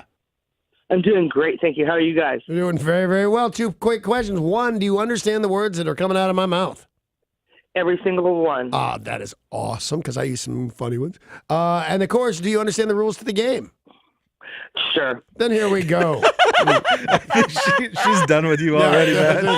Just give me. Why don't you just give me the tickets? All right, still got to win them. Here we go. So the puck stops here for the Flyers. Joan Jett and the Blackhearts. Hall and Oates. DJ Jazzy Jeff and the Fresh Prince. It's the only city in the world where a hoagie and a water ice from Wawa is considered fine dining. The puck stops here, but can you tell us where? Chicago. Chicago is absolutely incorrect. How the hell did you get? Oh man! I'm and sorry, I really Kathy. enjoyed our time together. Austin, do you need Danny to read the clue again, or do you know the answer? I'm just gonna throw out a random city because I have no idea. All right. I'm gonna say Las Vegas. All right. Can I just let me give you a clue? When someone says to you, "Hey, want us to read the whole clue again?" and you don't know the answer, you should probably say yes, because it is not Las Vegas. How do they not know DJ Jazzy Jeff and the Fresh Prince? I mean, there's that whole song about it. Right. He got in one lousy fight and his mom got scared. Carl in Shoreline, would you like Danny to read the clue again? No, I think I've got it. All right.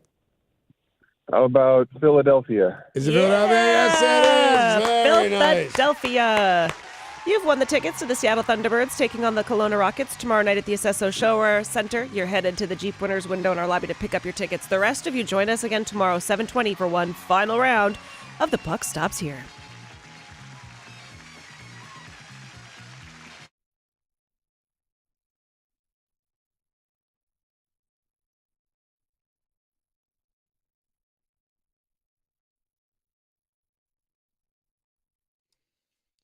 This traffic report is brought to you by Phillips Law Firm. We're still dealing with some issues in Bellevue on I-405 southbound at the interchange to Highway 520. We have an accident blocking 2 lanes currently.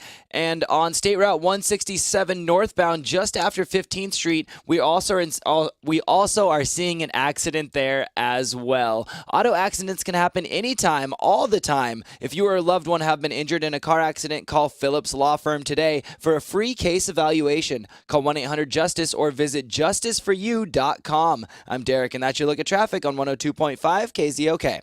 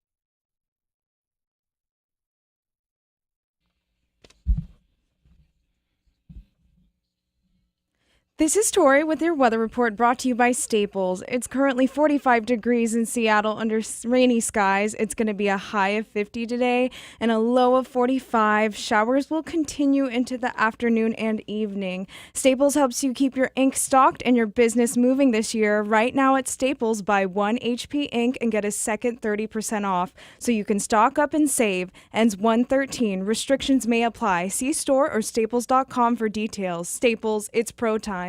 Now to Danny and Sarah on 102.5 KZOK.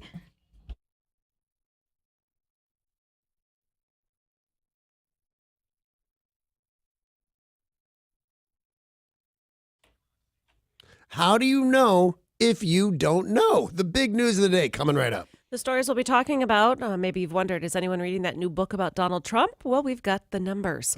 A wild update to that astronaut we talked about yesterday who says he grew almost 4 inches in space. Wait till you hear what he has to say today. And some lawmakers in Florida are making news for all the wrong reasons.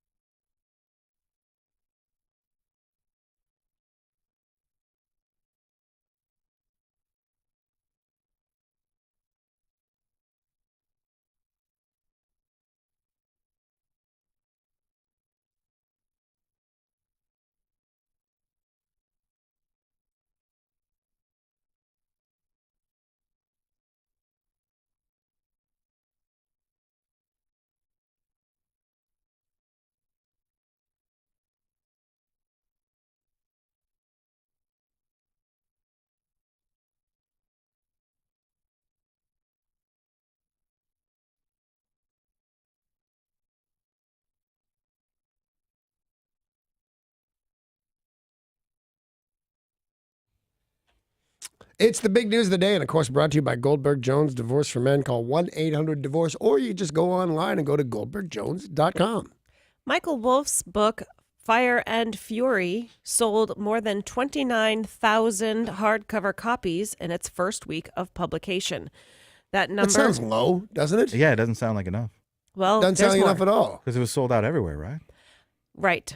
But, okay, that is hardcovers. That is the most of any book sold. People don't buy books anymore. Yes. Digital sales, 250,000 copies. I feel better about what I think is true, yeah. Audio sales, 100,000 copies. So a lot of people wanted this book. Yes.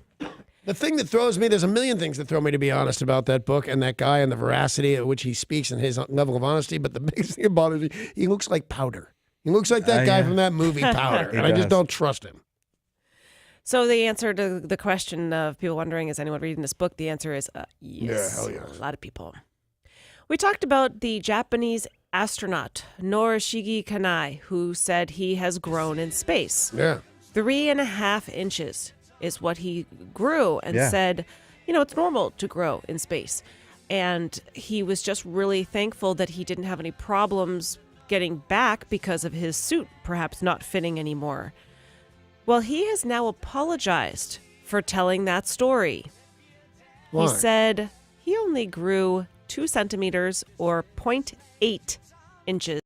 And Williams and stuff like that, that guy could be disgraced forever. Where one of the best things about being an American is when we get caught. Paul, just tell me the last thing I said is untrue. Oh, the last thing you said, Danny, totally not true. Yeah, they caught me. So anyway, that's how we roll. This poor guy is disgraced and loses his face and all that stuff. Plus, his face grew 3 inches, which is weird. 2 Miami lawmakers were forced to admit and apologize for their bipartisan extramarital affair after an anonymous website claimed to have evidence of the senators getting busy behind closed doors. Now, bipartisan in this case doesn't mean that you like both girls and boys. How do you partisan? Oh, I'm bipartisan. It means they did it on both sides of the aisle. That's gross. I hope they clean up. Clean up on aisle 2. Shortly before the start of the session, veteran lawmakers Oscar Brainin, a Democrat, and Anna Terry Flores, a Republican, issued a joint statement saying their longtime friendship evolved to a level we deeply regret. I'd be so mad if somebody said that about me. So Bonaducci and I worked together for a really long time, and now I just couldn't regret this more. I mean, most of the people that have ever loved me regret it deeply, but it still hurts my feelings. Well, they're both married to other people. Oh, well, that's different. Yeah. They said, we've sought the forgiveness of our families. We are also seeking the forgiveness of our constituents and God.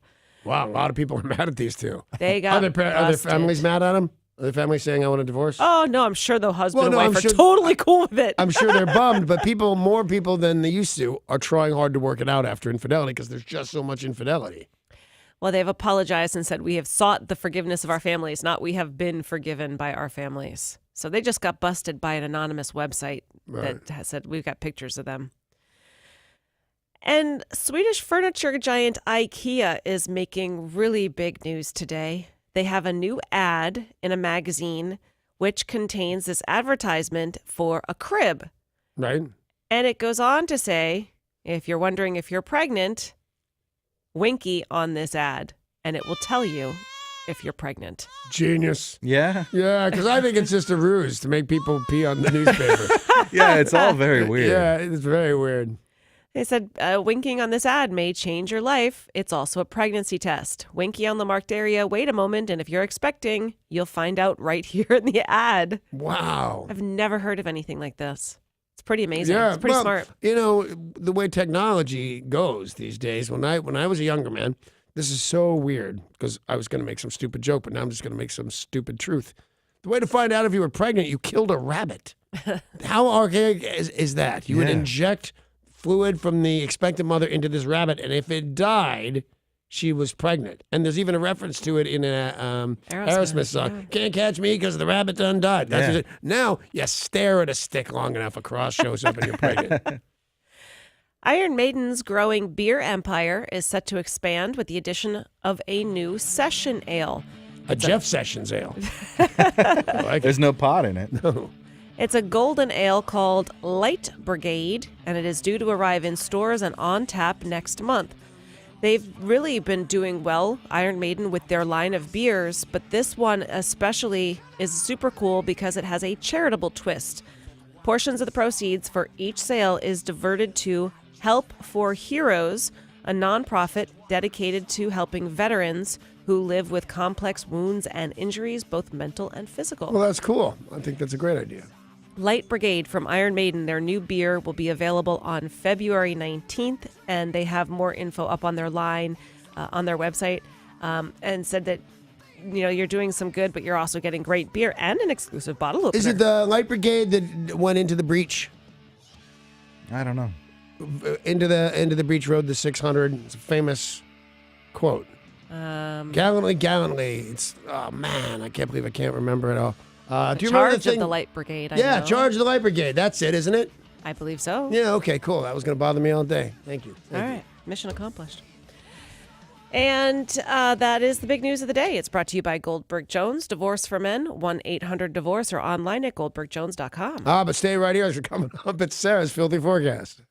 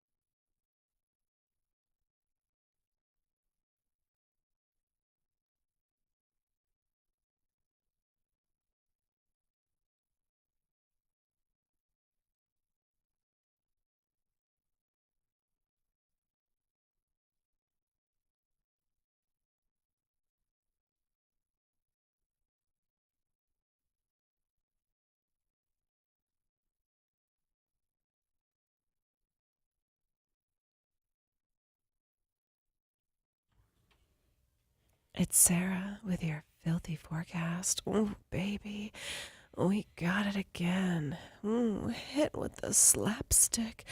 Yes, that rain has been falling and coating the windshield, going slap, slap, slap, slap, slap, slap. Who knew? What's It'd happening? be I don't know, man. so wet. Some of you this morning got coated in the white, sticky stuff. I'm hearing reports of seeing 8 inches. What? Not in my house.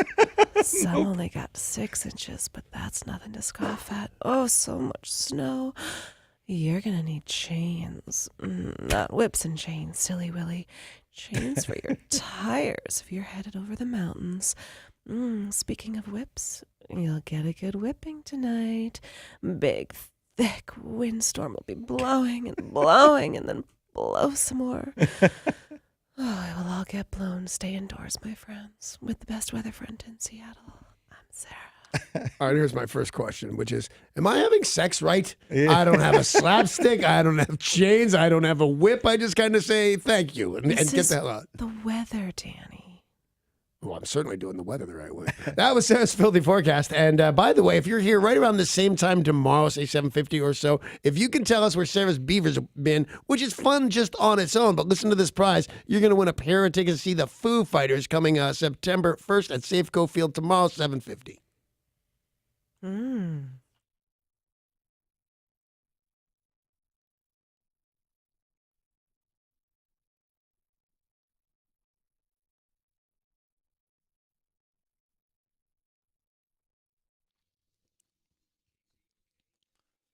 This traffic report is brought to you by Taco Bell. Still seeing some long delays in Bellevue on I-405 southbound at the interchange to Highway 520. There's an accident currently blocking the 2 express toll lanes. And also, if you're planning on heading over Snoqualmie Pass, you're going to want to turn around. The pass is closed due to snow and no estimate of when it might reopen today. These rumors about the Balluminati might be true. Taco Bell's new $1 breakfast stacker is way more delicious than dollar food should be. 3 layers of eggs and cheese wrapped in a warm tortilla for just $1? How? Try the $1 breakfast stacker for yourself today. I'm Derek, and that's your look at traffic on 102.5 KZOK.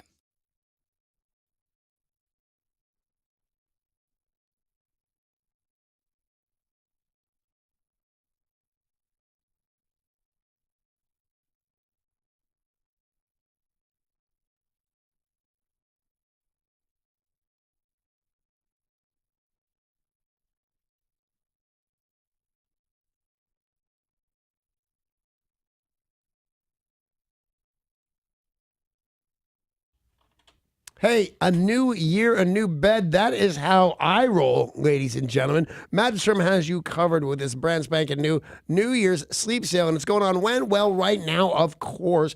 Great night's sleep is great for mind and the body, and we're making it easier than ever to make 2018 the healthiest year yet. Get yourself a free Fitbit, which, by the way, are super cool. Everybody here wears one. Get a free Fitbit with any mattress of $7.99 or more. It's Mattress Firm's New Year closeout, meaning you can save up to 70% on famous name brand floor models, including Beautyrest, Serta, and Hampton and Rhodes. You can also save on all the essentials like adjustable bases, sheets, pillows, and more. You can think of it, you can save money on it at Mattress Firm.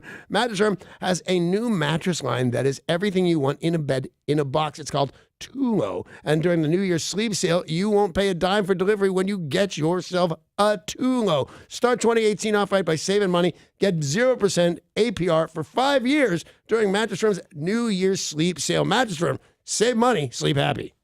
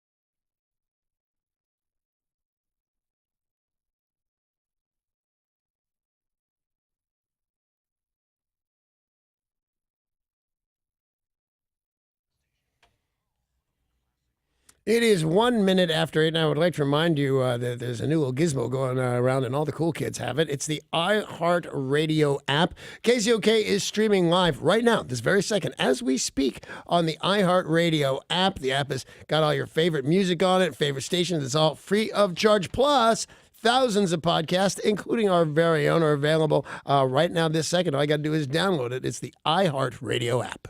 2 pilots got fired for getting into an altercation on an airplane. And they were, first it was the head pilot, the captain. Right. She left the cockpit, and then the other guy, who was the co-pilot, came out to try to get her to come back into the cockpit, which is against the rules. They have both been fired. But of all places to see, to have the pilots fight, to me, is one of the craziest fights of all time. I will tell you this, that my life is dotted with moments of violence, whether it's just my family or, getting in a scrape. I never minded fighting, really. But this is only a big argument of yelling and screaming, but it was in such a weird place. I'm going to add that. Me and my brother Anthony had a fight in the Goodyear blimp because he thought it was his turn to drive and everybody else disagreed with him. Okay, that is a really strange place to get into a Yeah, but fight. if he'd have punched me, and Anthony was always punching me, that'd be a fantastic story. With no blows thrown, it's only they yelled at each other in the blimp. But I'm throwing that into the ring first. Well, how about you guys listening? Have you seen a crazy fight, maybe in a strange place, a strange circumstance?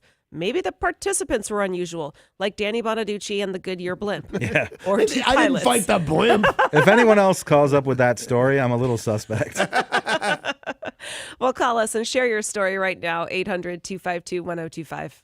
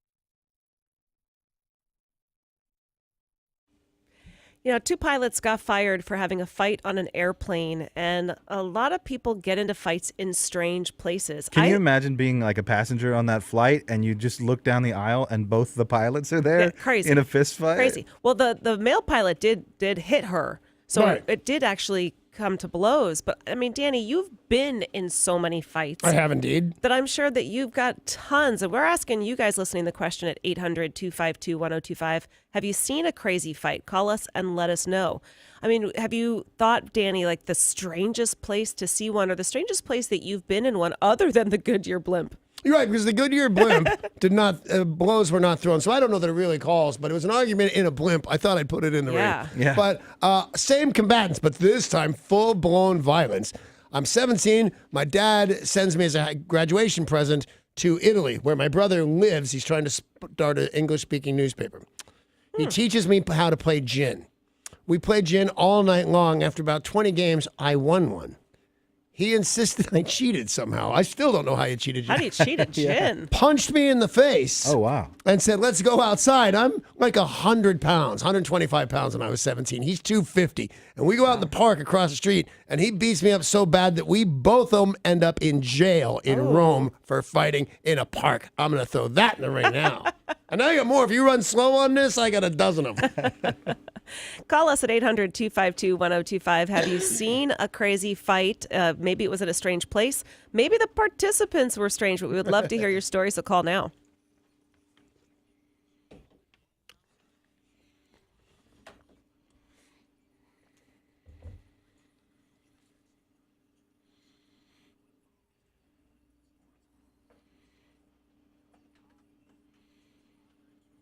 Just click the contest tab at KZOK.com to find out all the stuff about that. But maybe somebody's going to fight you if you win that $1,000. So you better watch out. Paul, have you ever seen a crazy fight? The craziest fight I saw was I saw this lady fight like a 94 or 95 Honda Civic hatchback. Oh, wait, How'd she do? Surprisingly not well. I assumed that it was her boyfriend's car. It was in a parking lot at a grocery store. She spent a good 15 minutes just wailing on this car. Took her shoe off at one point, was like hitting the mirror. She did a little bit of damage to the mirror. But yeah, she was a smaller lady. Smaller lady fighting a car? That's a good one. Yeah. I would imagine for a good number of people, the craziest fight they saw was Danny Bonaducci and Jose Canseco. Yeah. You know what? I to be honest with you, and thank you that I made your list. I was thinking about that. Like, I just said I have a bunch of these. Ask me all day, and I do. You're right. Me fighting Jose Canseco. I remember I had to weigh in. I was 165 pounds. He was 265 pounds. That's crazy. Plus, my wife has trading cards of his. She grew up in Sacramento, California. He was one of the Bash brothers or some such thing. Yeah, him and Mark McGuire. She loved him. I think she was secretly rooting for him. I really did like him at a time, too. But that time is long gone. He turns out to be a total creep. All right, then how about this if we throw in, how about Danny Bonaducci punching the bejesus out of Donny Osmond? Yeah. That had to be weird for somebody. There were 3,000 people in that crowd. We're asking you if you've ever seen a crazy fight. Talking about this because 2 pilots got fired because they got into a fight on the airplane they were supposed to be piloting. Let's talk with Ed in Georgetown. Hiya, Ed. How are you all doing this bright and sunshiny morning? We're doing well, thank you. Isn't it lovely out there? Oh, yeah. Anyway, I was in Walla Walla prison doing a little thing called time. Yeah. And just before they racked the doors for us to go to yard, 2 guys start getting a fight over a pack of top ramen.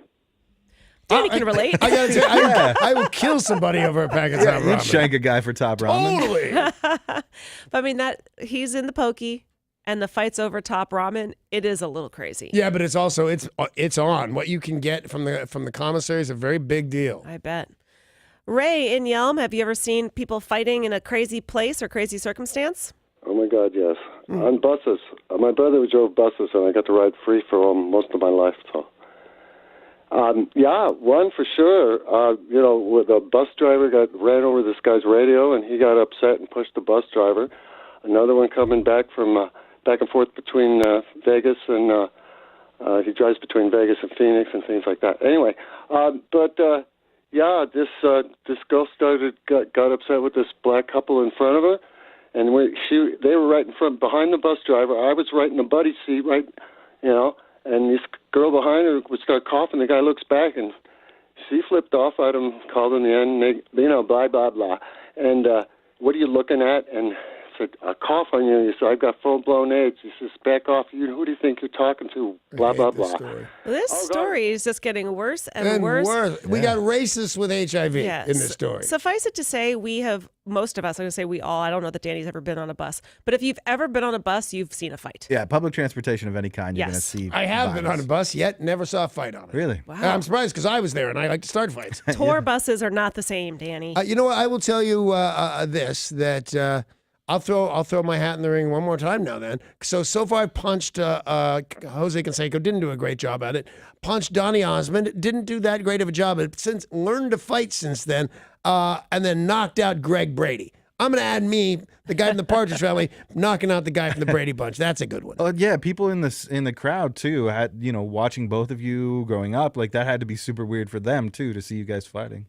Really cool. Yeah, though. yeah, no, that's what my thought was, that it had to be odd as hell.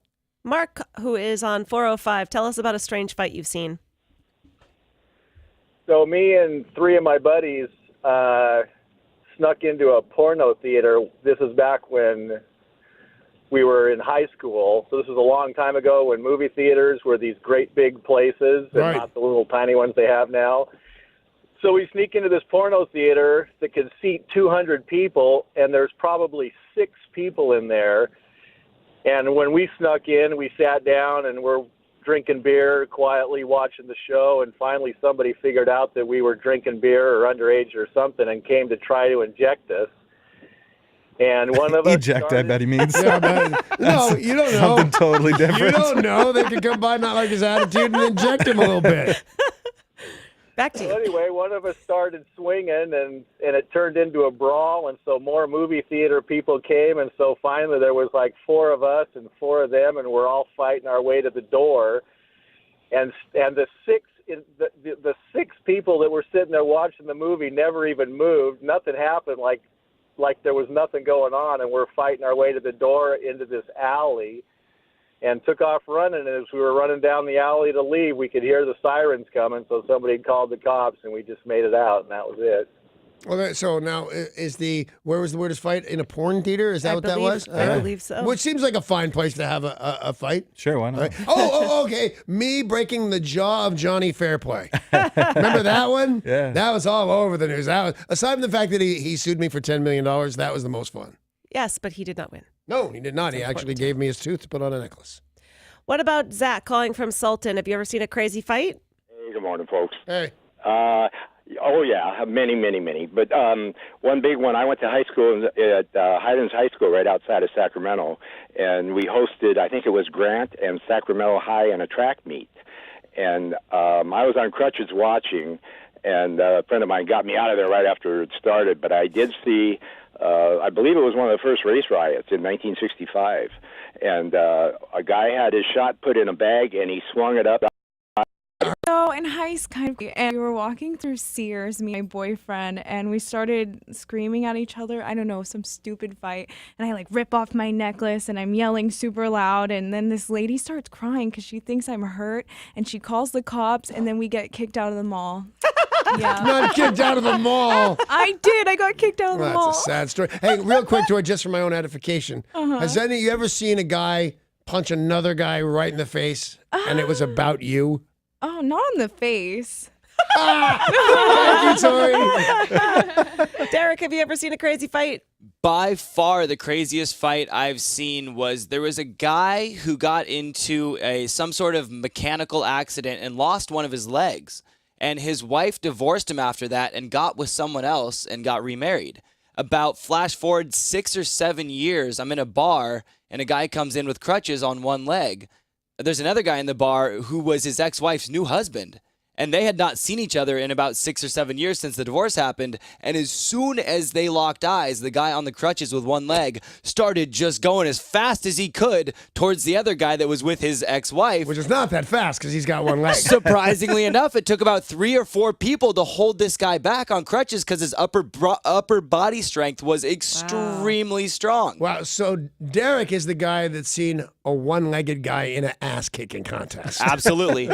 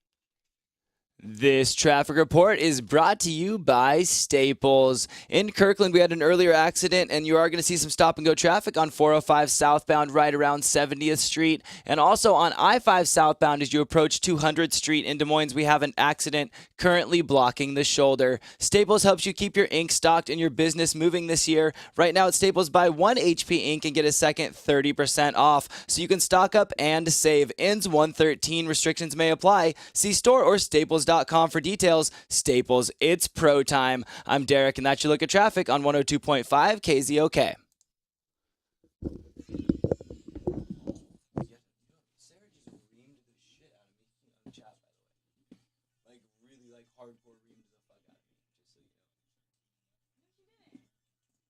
You want to read it? She just no. Listen. No. I'm saying she literally just reamed the fuck out of me for some call I put through that I didn't even know was offensive because the guy didn't tell me he was gonna say anything offensive until we got on the air. Then he said fucked up shit, and she started yelling at me in chat. Don't ever put a call like that through ever. You should know better than to put a call like that on. You've been here long enough. Why would you do that? Like she started screaming at me. So if I'm trying to be a little bit extra nice, it's so fucking I don't get yelled at again. Well, I didn't win the lottery, and you didn't win the lottery. So back to reality. Imagine if you could put some money back into your budget and knock up to $1,000 off of your mortgage payment. Well, maybe it's time to reach out to American Financing about refinancing your mortgage.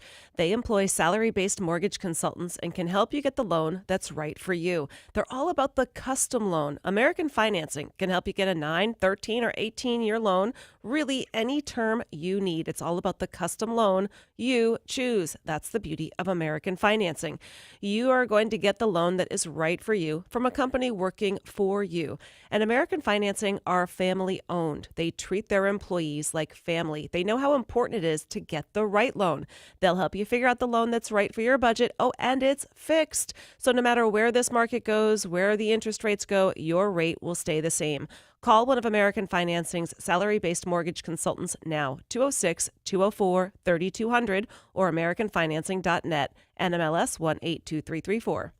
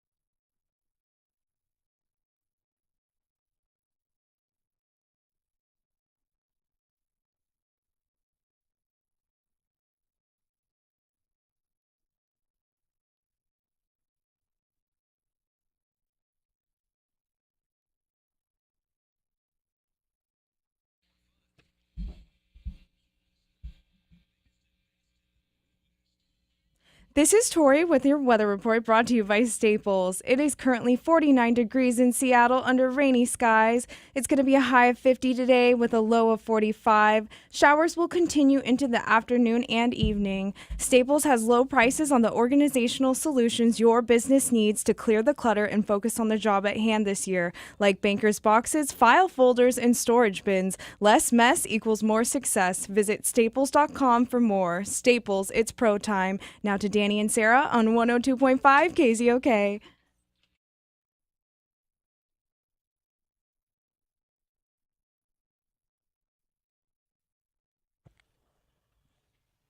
A man was arrested yesterday on charges of making threats at the state capitol campus in Olympia. Police at the state capitol campus issued emergency alerts about a person of interest who might be a threat. The Post also warned people to be on the lookout for unattended packages. Kyle Moore with Washington State Patrol says this alert was issued, but then they were able to track who he was and said that he hadn't actually perpetrated any incidents. He was just threatening to. Okay, but he did say, I'm going to do bad things. Yep. All right. Prosecutors have charged a 45-year-old man with voyeurism after police reportedly found him atop a ladder peering into a Kirkland woman's bedroom window. A neighbor called 911, this was just after 10 p.m., to say there's a man looking in the apartment building across the street. Officers arrived and found the man there on the ladder looking into the bedroom. How do you not think you're going to get caught being a weirdo, creepy guy on top of a ladder in a community? Yeah, super creepy. Turns out he was watching a woman who was inside taking a shower. Police ordered the man down and arrested him. In more ways than one. Sorry, I'll wait. It's going to be a long wait. I'll wait. I don't even have to reference it. So a guy is watching a naked girl, and they ordered him down. Yeah, in more ways than one. There you go. It gets even worse. No, it was very funny. Thank you. They found the window screen on the bedroom window had been partially torn away. The weather stripping holding it in place had been ripped off. And it looks like maybe he was thinking about going in. Sounds like that. And she said she had no idea, doesn't know the there guy. There are times when I get into the shower that I don't know if I'm reminded of the Psycho movie or whatever it is. Like I can't hear the front door and stuff like that. That I start to freak. I gotta say, in all honesty, Really? I'd be afraid half the time if just by being a girl. Wow. You know what I mean? In the shower and stuff, because there's too many creepy guys. There are a lot of creepy guys. Well, You're saying there's no creepy girls watching you shower, Danny? I'm saying that the creepy girls that I know, I am grateful for. Yeah, he's saying he wishes there were more. Yeah, more creepy girls. An Everett lawyer has been arrested in what police describe as an attempted bank robbery. The lawyer had a fake beard, dark glasses, and gloves when he showed up at the Banner Bank branch with a note demanding tens of thousands of dollars. The man did surrender when police converged on the bank.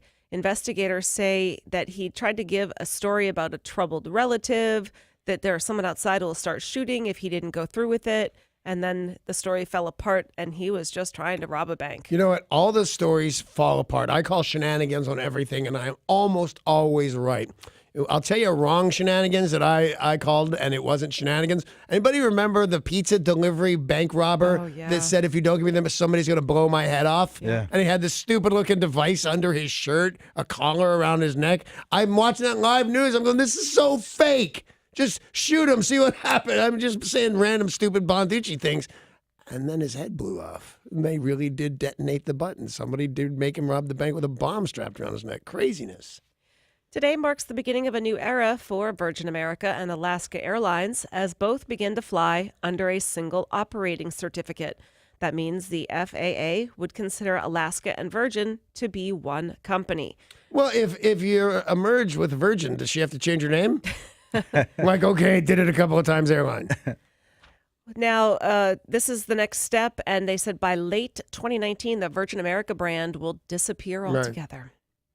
I never loved that name for a business.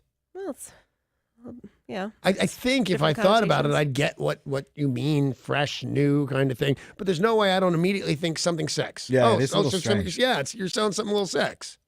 This merger made Alaska the fifth largest airline in the U.S., operating over 1,200 daily flights to more than 120 cities. Plus, merging with a Virgin, I think you get to brag. Not positive. The Seahawks made some breaking news this morning. Yeah, what was it? And it's not about somebody being fired.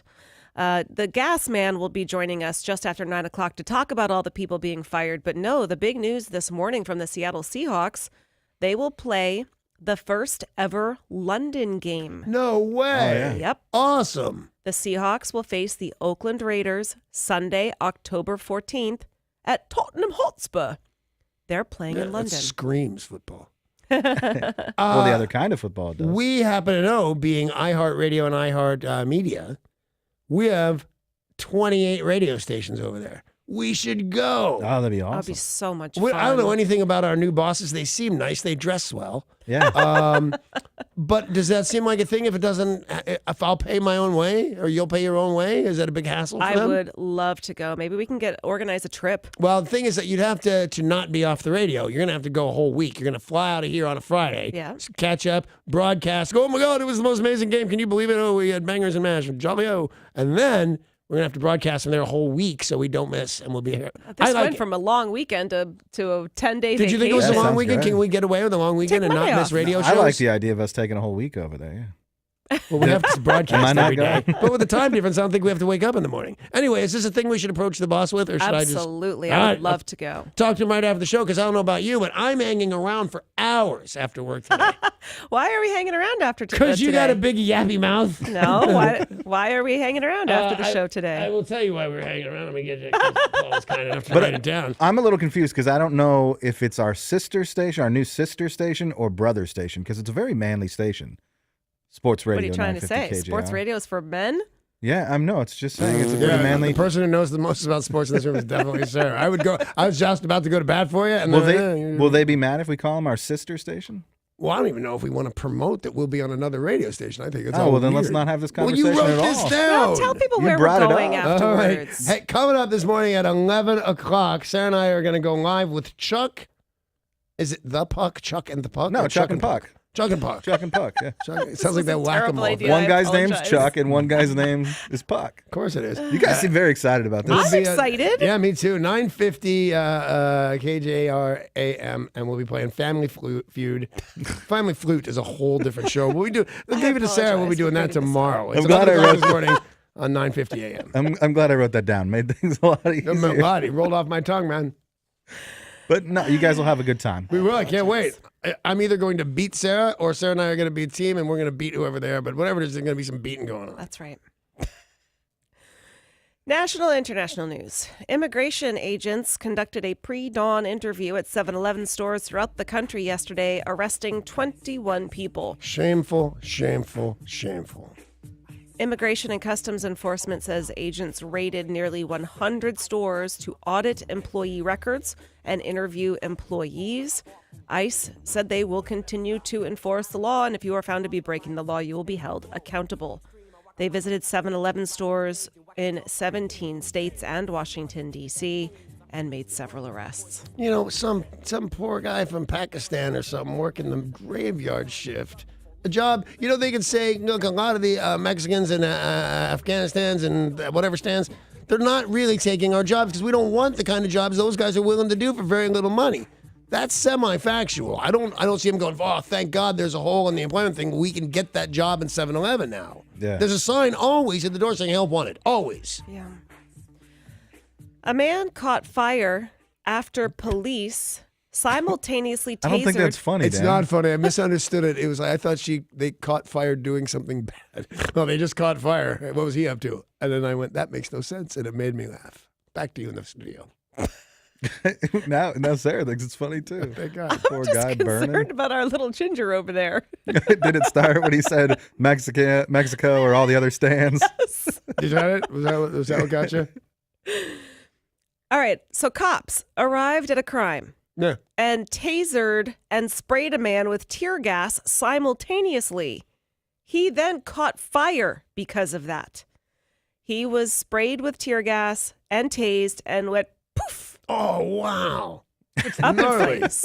I didn't know they could crazy. do that. You want him to do it more often. Now, don't I you? wondered if things like that could happen, that if it could spark other stuff. Because I've not only been tased, but I was wrestling a guy one time that got tased. And I thought, oh, man, I'm going to get it. And I didn't get it. Nothing happened. Oh, really? Yeah.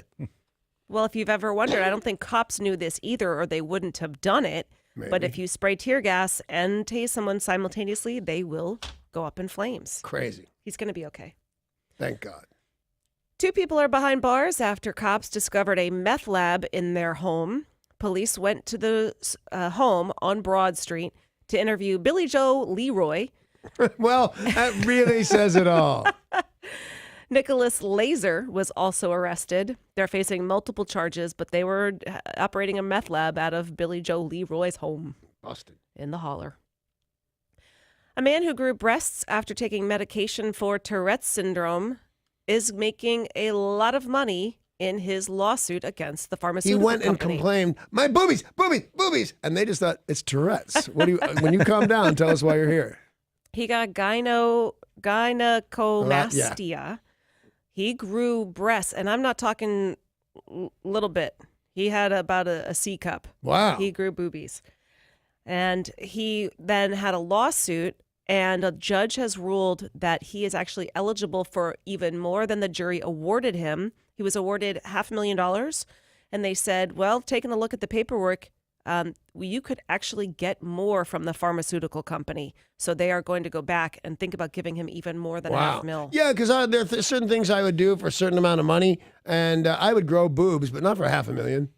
You got to have more. $1 million bucks? Maybe $2 more. million bucks? And how long do I have to keep the boobs? At least until you get the money, I would think. Well, if it's only a matter of a month, okay, I'll do it, whatever. But if it's like you have to wear these boobs for the next 4 years and we'll give you $4 million, I would think about it. The timing is about right because he did have them for about 10 years. Jeez. And then he got a mastectomy. Wow. My math is wrong. 2006 to 2012. 6 years. 6 years. And then had a mastectomy. For $500,000? No. No. It's too long, $5 right? million. $5 million, I'm in. A North Carolina man was arrested after he stole his daughter's puppy and sold it for drugs. What kind of drugs can you get for a puppy? What kind of drug dealer do you have? Christopher Eakes stole the 8-week-old Yorkie puppy. Oh. He took the puppy and traded it for meth. The dog is pretty expensive because it's a Yorkie. It's an actual breed, but that's a bad dad. That is a way bad dad. But when you're a crackhead or whatever, I hate you, even though I used to be you, but they'll do anything. And it's kind of almost not their fault after a while. It's like an insanity that's taking you from the drugs. Early on, you're still responsible for your behavior, but eventually, you're like the dictionary definition of insane. You're not responsible for your actions. A man suspected of stealing from a bank was arrested by the Cottonwood Police Department during what he thought was an interview for a police dispatcher job. Alberto Salvadera Lopez had been sought for over a year. He had robbed a Bank of America, and stole about $5,000. And he was supposed to be facing charges and kept not showing up to, they knew who he was and kept not showing up. He kept saying, prepare to die. That's what he did. Well, finally, they kind of caught a break because he went to the next town over and tried to get a job as a police dispatcher. They did a background check and said, next town over, this guy's wanted on bank robbery. Come on in for an interview. He goes in wearing his Sunday best and is promptly arrested. What an idiot. What an idiot. Yeah. But there's such dumb criminals in the news these days. Yep. You'd think you're smart enough to rob a bank, that you're smart enough not to go know, one town over and think the police don't know about your warrants. I think it takes more balls than smarts to rob a bank. I think that they're going to give you $3,000. If you walk in there and your note says, fill this bag, small bills, don't touch any alarms, I have a gun, they're going to go, all right, here's 3 Gs. That's what we're trained to do. So I don't think you have to be that smart, but you have to have a set of huevos on you that I don't have. What a nice story in the news. Love that. Maryland retail clerk got a tip from one of her customers. Her name is Monica, and she decided to give her a Christmas end of year little gift because he goes in and that's where he buys his lottery tickets. So he gave her scratch tickets and she won $50,000. Oh, that's an adorable story. Yeah. She was also given a $500. The store was given a $500 bonus for selling a winning ticket. We were talking about that before. That in a lot of states that doesn't happen anymore, right? Yep. They canceled that. Maryland, it does. The store gets $500. She gets $50,000. Nice. I would kind of expect something, though, if I gave her accidentally or not 50 G's. Yeah. I'd expect a kind of a brief whirlwind romantic behavior, if you know what I'm saying. A small gecko traveled thousands of miles with a box of beer and was British warehouse workers and handed over to animal rescue. It was a Oh, he was in the box of beer. I'm like, how did this small gecko carry a box of beer? Was it a tiny little box of beer? How did he get in one of those bottles and hold his head above the line long enough? You said he traveled with a box of beer. That's I thought he's totally got what it she under his said. left arm. He's Or right. Okay. Paw? Is it a paw? I don't know what it's called with a gecko. Yeah, it's a paw. So they're trying to figure out, they're not sure if they can really determine quite how far, but it looks like he was in Hawaii, Kona Brewing Company. Great beer, right? We've all had it. They sell it a lot in Seattle. This then went to Munich and then to England. Wow. All with a little gecko in the case of beer. I hope he flies business because my knees would kill me. By the end of that. According to Animal Control, they said in at least this instance, ales well that ends well. Waka, waka, waka. You're going to make noise at that, really? If I said that, you would beat me up so bad. I have a brand new beer blog up at KZOK.com. It's brought to you by Angel of the Winds Casino Resort. When they're 210 Brewing Company, they make some really good beer up there at Angel of the Winds.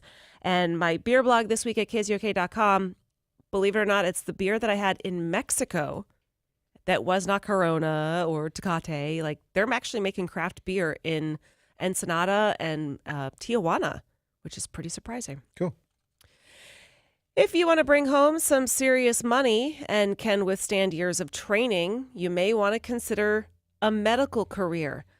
U.S. News and World Report's 2018 Best Jobs data is out, the best paying jobs, and the top 10 is all medical. At number one of the best paying jobs for 2018, anesthesiologists, whose mean salary is $269,000. Wow. The mean salary for a surgeon, $253,000. So it's more to put you under than to cut you up? As the mean, I mean, some surgeons are going to be making a lot more. But as the mean, you get more to put a guy to sleep than Yeah. to take out his appendix. Wow. Yep. That's weird. OBGYN, $234,000. Oral and maxillofacial surgeons, $232,000. I would have bet more than that. Orthodontist, $229,000. And then a physician is at lowly sixth place with $201,000. Doctors are only making 200 G's? Yep. It's a weird world we live in. Indeed it is. And the weird world continues with music news next. And we'll be joined by the Gas Man in sports. So stay with us.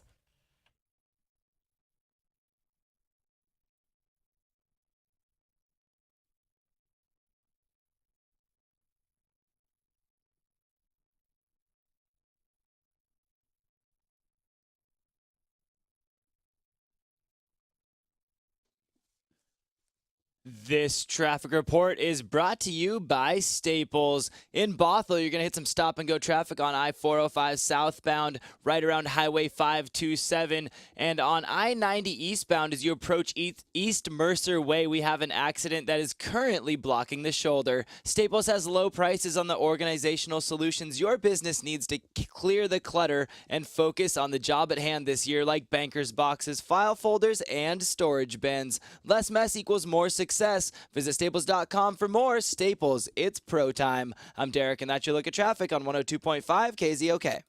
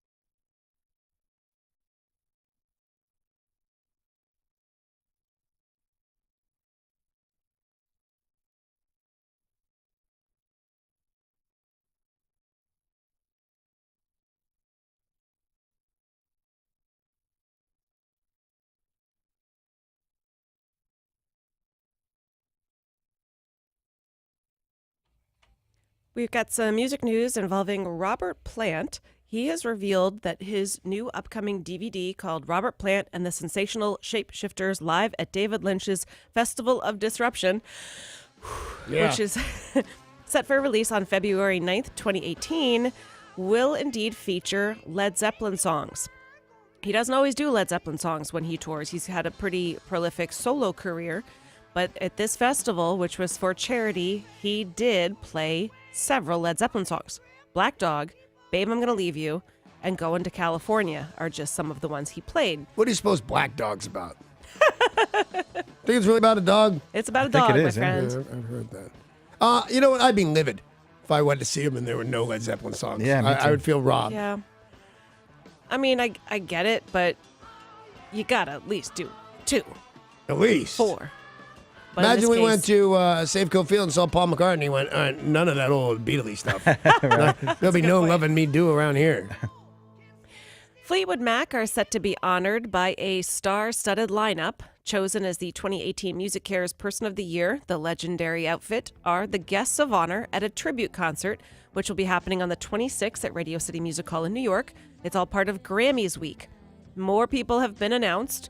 We've got Imagine Dragons, Miley Cyrus, and the Zac Brown Band, who have just been announced. Yeah, and fans all the way around, by the way, for different reasons and different levels, but I'm happy with all 3 of those guys. Yep, there's a ton of people who are going to be there, like Keith Urban, Lorde, One Republic, John Legend, Harry Styles, and then, of course, Fleetwood Mac. They are the headliners, and they receive the Music Cares honor from Bill Clinton. Neat. This is in its 28th year. Didn't they play his inauguration? Or was that the Eagles? The songs were played. They didn't actually, I don't think they... They didn't? Remember when they took to the stage and they were they were like, woohoo, and it was Don't Stop Believing? Yeah, not but Don't I Stop thought Believing, Don't either Stop they Thinking or About the Tomorrow. Eagles played one of their... There's like 7 big parties that night, and I thought Fleetwood Mac and the Eagles were them. Yeah, that song, I know that Fleetwood Mac were supporters and gave them permission to use Right. that song. I don't know if they performed, but they're buds. Yeah, I do see a video there. They are on stage with Bill Clinton playing the Jamming Out, Rockin' Out. Oh, is he playing the saxophone? Of course. No, he's Dude. not, but Stevie Nicks is going crazy back there. Some people say that got him elected. Yeah. That was the tiebreaker. But putting on the dark glasses, and because other people mocked him for going on Arsenio Hall and putting on dark glasses and playing the sax. Oh, I thought it was cool. That's what a bunch of people thought. And cool will get you elected. Ask Obama. Yeah. James Taylor and his all-star band will tour the country starting May with Bonnie Raitt. The tour kicks off in Jacksonville, Florida, with dates mapped out throughout the remainder of the summer. Now, they have said there will be a Seattle date. Neat, because I'd pay money for that lineup. Yeah, so James Taylor and his all-star band, along with Bonnie Raitt. Now, it starts on Does May... he have to license that name from Ringo? The all-star band? Ringo Starr and his all-star band is an actual name of a band. Yeah. I don't know. So it starts on May 8th in Jacksonville. Then we know there is a date on the 5th of June in Portland. Then there's a big gap till the 22nd when he's in Minnesota. So obviously he will be performing Seattle's date somewhere in between there. So the 6th of June, somewhere between there and the 20th. You got to really love James Taylor, and I most certainly do, because when you go see James Taylor, not a lot of movement. He just kinda sits there with his Stands guitar. right there and plays yeah. Fire and Rain and all that stuff. His band also don't move a whole lot, to be honest. But he will, and he's gotten more of this as he gets older. He'll tell you a couple great stories. Yeah. Cool.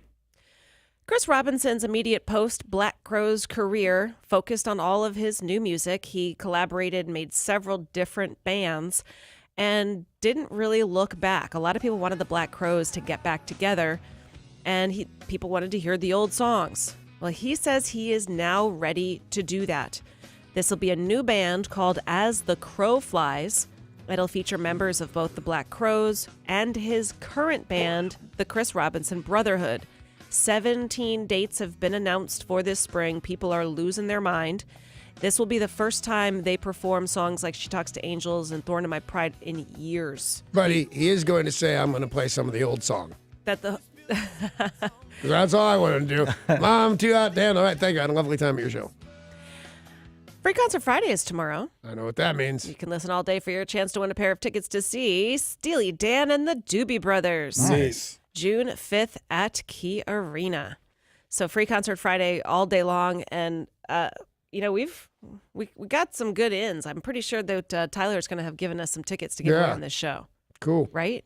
Oh, yeah. We're getting awesome. Aren't you and Tyler like BFFs? Come on. Somebody's got to I be don't even friends know who with Tyler is. He's the guy who's got the Tyler's- concert tickets. Who's getting the concert tickets? He got us Foo Fighters tickets for the Beaver. All right. I like him. I like him. That's Beaver, tomorrow, 7:50. Beaver tomorrow, 7:50. Awesome. Paul McCartney is doing something kind of cool. He is supporting the UK Music Initiative, which is a parliamentary campaign in hopes to save music venues from closing. So like here, there's a lot of growth in cities like London or even the smaller towns. And some of the older, smaller buildings are being torn down to make way for big apartment buildings. Well, Paul McCartney wants to stop that.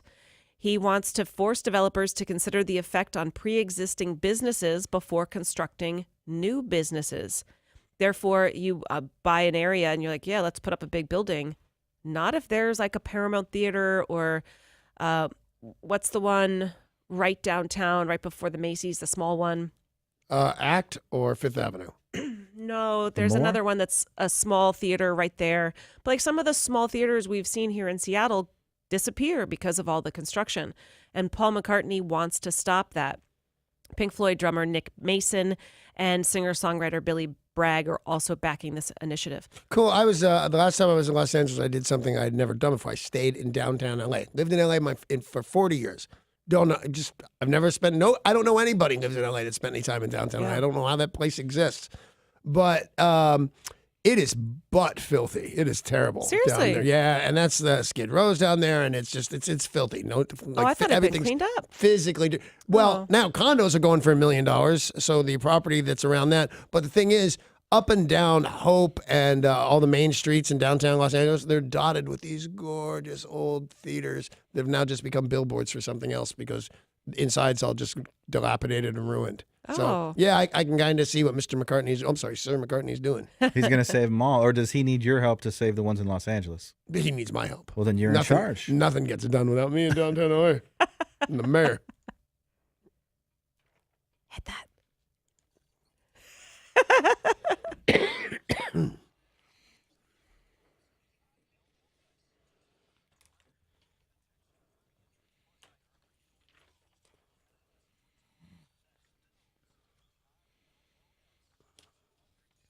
Is that enough to save a theater, a historic theater? It'll help. $1,000? Let's take Yeah, a it look doesn't at- hurt, that's for sure. That's right. Let's take a look at sports. Sports brought to you by Bradley Johnson Attorneys. If you're facing a DUI, call 1-800-DUI-AWAY, 1-800-DUI-AWAY. Earlier in the show, we told you that the Seahawks have announced that they'll be playing in London this October. And it's kind of nice to get some good news because all week long we keep hearing about the people being fired from the Seahawks staff. To talk a bit more about the Seahawks, we have our friend the Gas Man. Hey, Gas Man. How many times do I have to change my phone number before Paul stops finding me? I'm afraid he's going to track you down every single time. How are you, man? I'm great. How are you guys doing? Incredibly well. I was talking about you this morning in a very complimentary fashion. I said sports is not really my thing, and the sports is kind of Sarah's thing. And you talked to kind of both of us with equal pessimisticity, but you make it viable information for whether you know a lot or just a little bit. You're very accessible. So I wanted to thank you for that. It's funny. I did the show for 22 years in Seattle, and I tried to do that. I mean, there's certain guys that want to really hit at the expert level, and that's great, and they do a great show. I was more like, hey, you know what? There's a lot of people in the stadium, and not everybody knows every little thing about what's going on. I'm So that guy. it's easy to put your arms around everybody because it's a cool unifier. It's one of the few things, in this day and age, we don't have very much that unifies us. We may argue about sports, but we kind of all want the same thing in Seattle. Most of us want to Seahawks win each Sunday. So it's a cool thing that way. I'm not positive, but here's what I just heard. There's not that much that unites us these days. It's difficult times. Thank God there's me, the Gas Man. That's what I heard. 100%. 100%. That's what the man said. All right, what's happening there, Gas Man? Well, I think the London thing is a cool story, and I think it was Sarah who said, with all the bad news we've had this week, this is a fun one. It's a real win for the Seahawks, although eventually they will lose a home game. The NFL has a system where every team cycles through in a rotation and plays a game in London.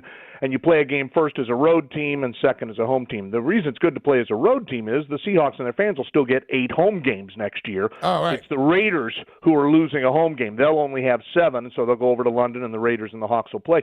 So for Hawks fans, you got the 8 games here, and then, the Hawks fans are known to travel well. I bet there'll be a huge contingent that goes to London for this game, and I think it'll be a lot of fun.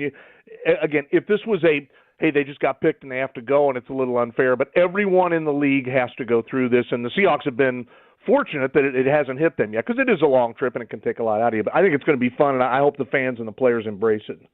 All right, so what about the bad news? That was the good news. The bad news is, I suppose, depending on how you look at it, all the people getting fired or moving on. What is the latest? Yeah, there's nothing. Chris Richard, we're still waiting to hear, and they've basically made it known that he can look around. Pete Carroll said, we think he'd benefit from getting in another place, which is, a nice way of saying, maybe you don't fit in here anymore. Yep. Tom Cable and Darrell Bevel are both out, and it's, we talked about this a little bit last week. On the one hand, it's a little sugar for the fans. Oh boy, the fans who are excited about it. Yeah, we get rid of those guys. On the other hand, it is people and lives and families. I mean, Danny, how many towns did you get run out of? It's not a fun feeling, right? It's not, but you get better at it eventually. They don't even know the torches or the pitchforks anymore. Nothing. They just say go, and I go. That's right. It's a life that these guys choose, and they understand how it ends. And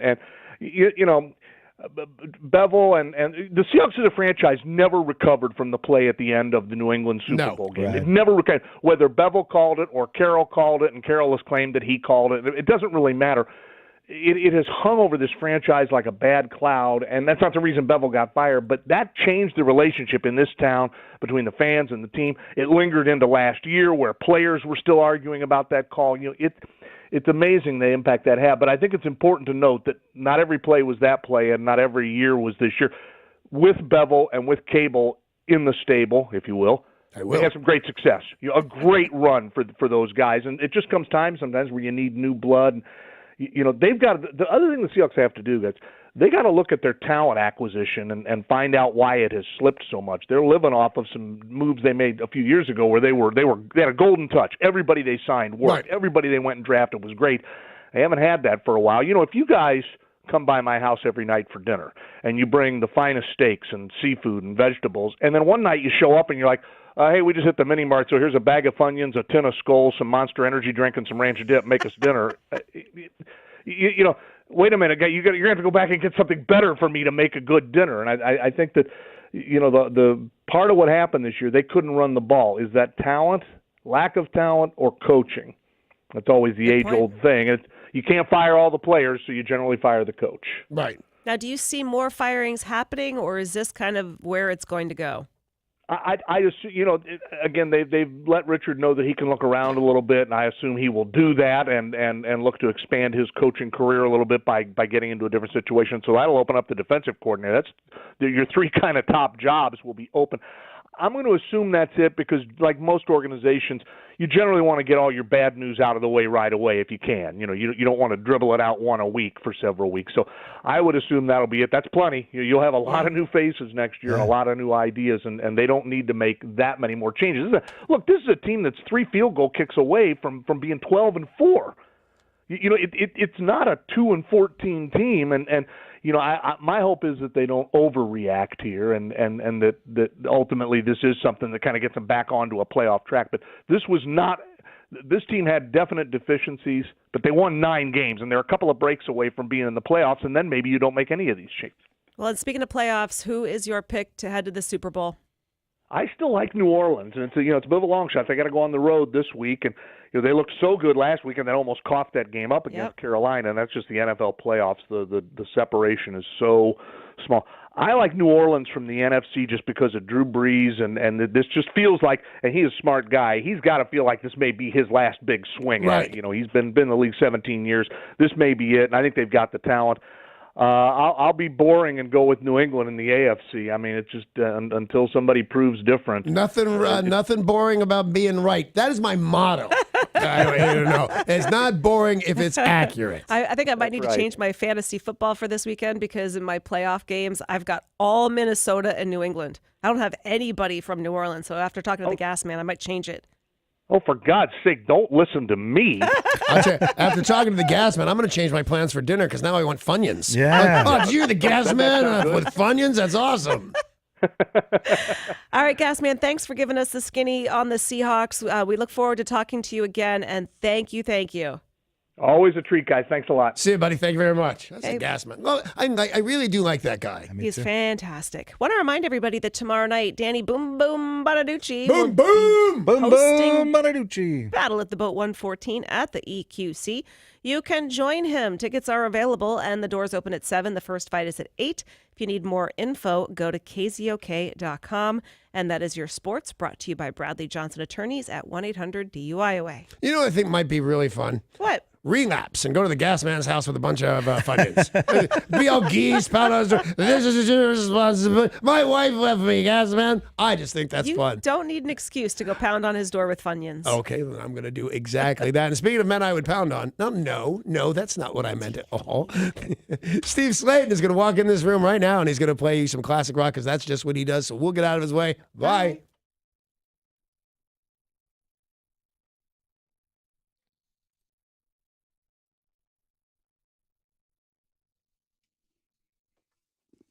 This traffic report is brought to you by Staples. Things are still backed up in Bellevue on I-405 southbound as you approach Highway 520. There's an accident that is still currently blocking the shoulder. And on I-5 southbound, you're going to also see some stop-and-go traffic around Highway 529 in Marysville because of an accident blocking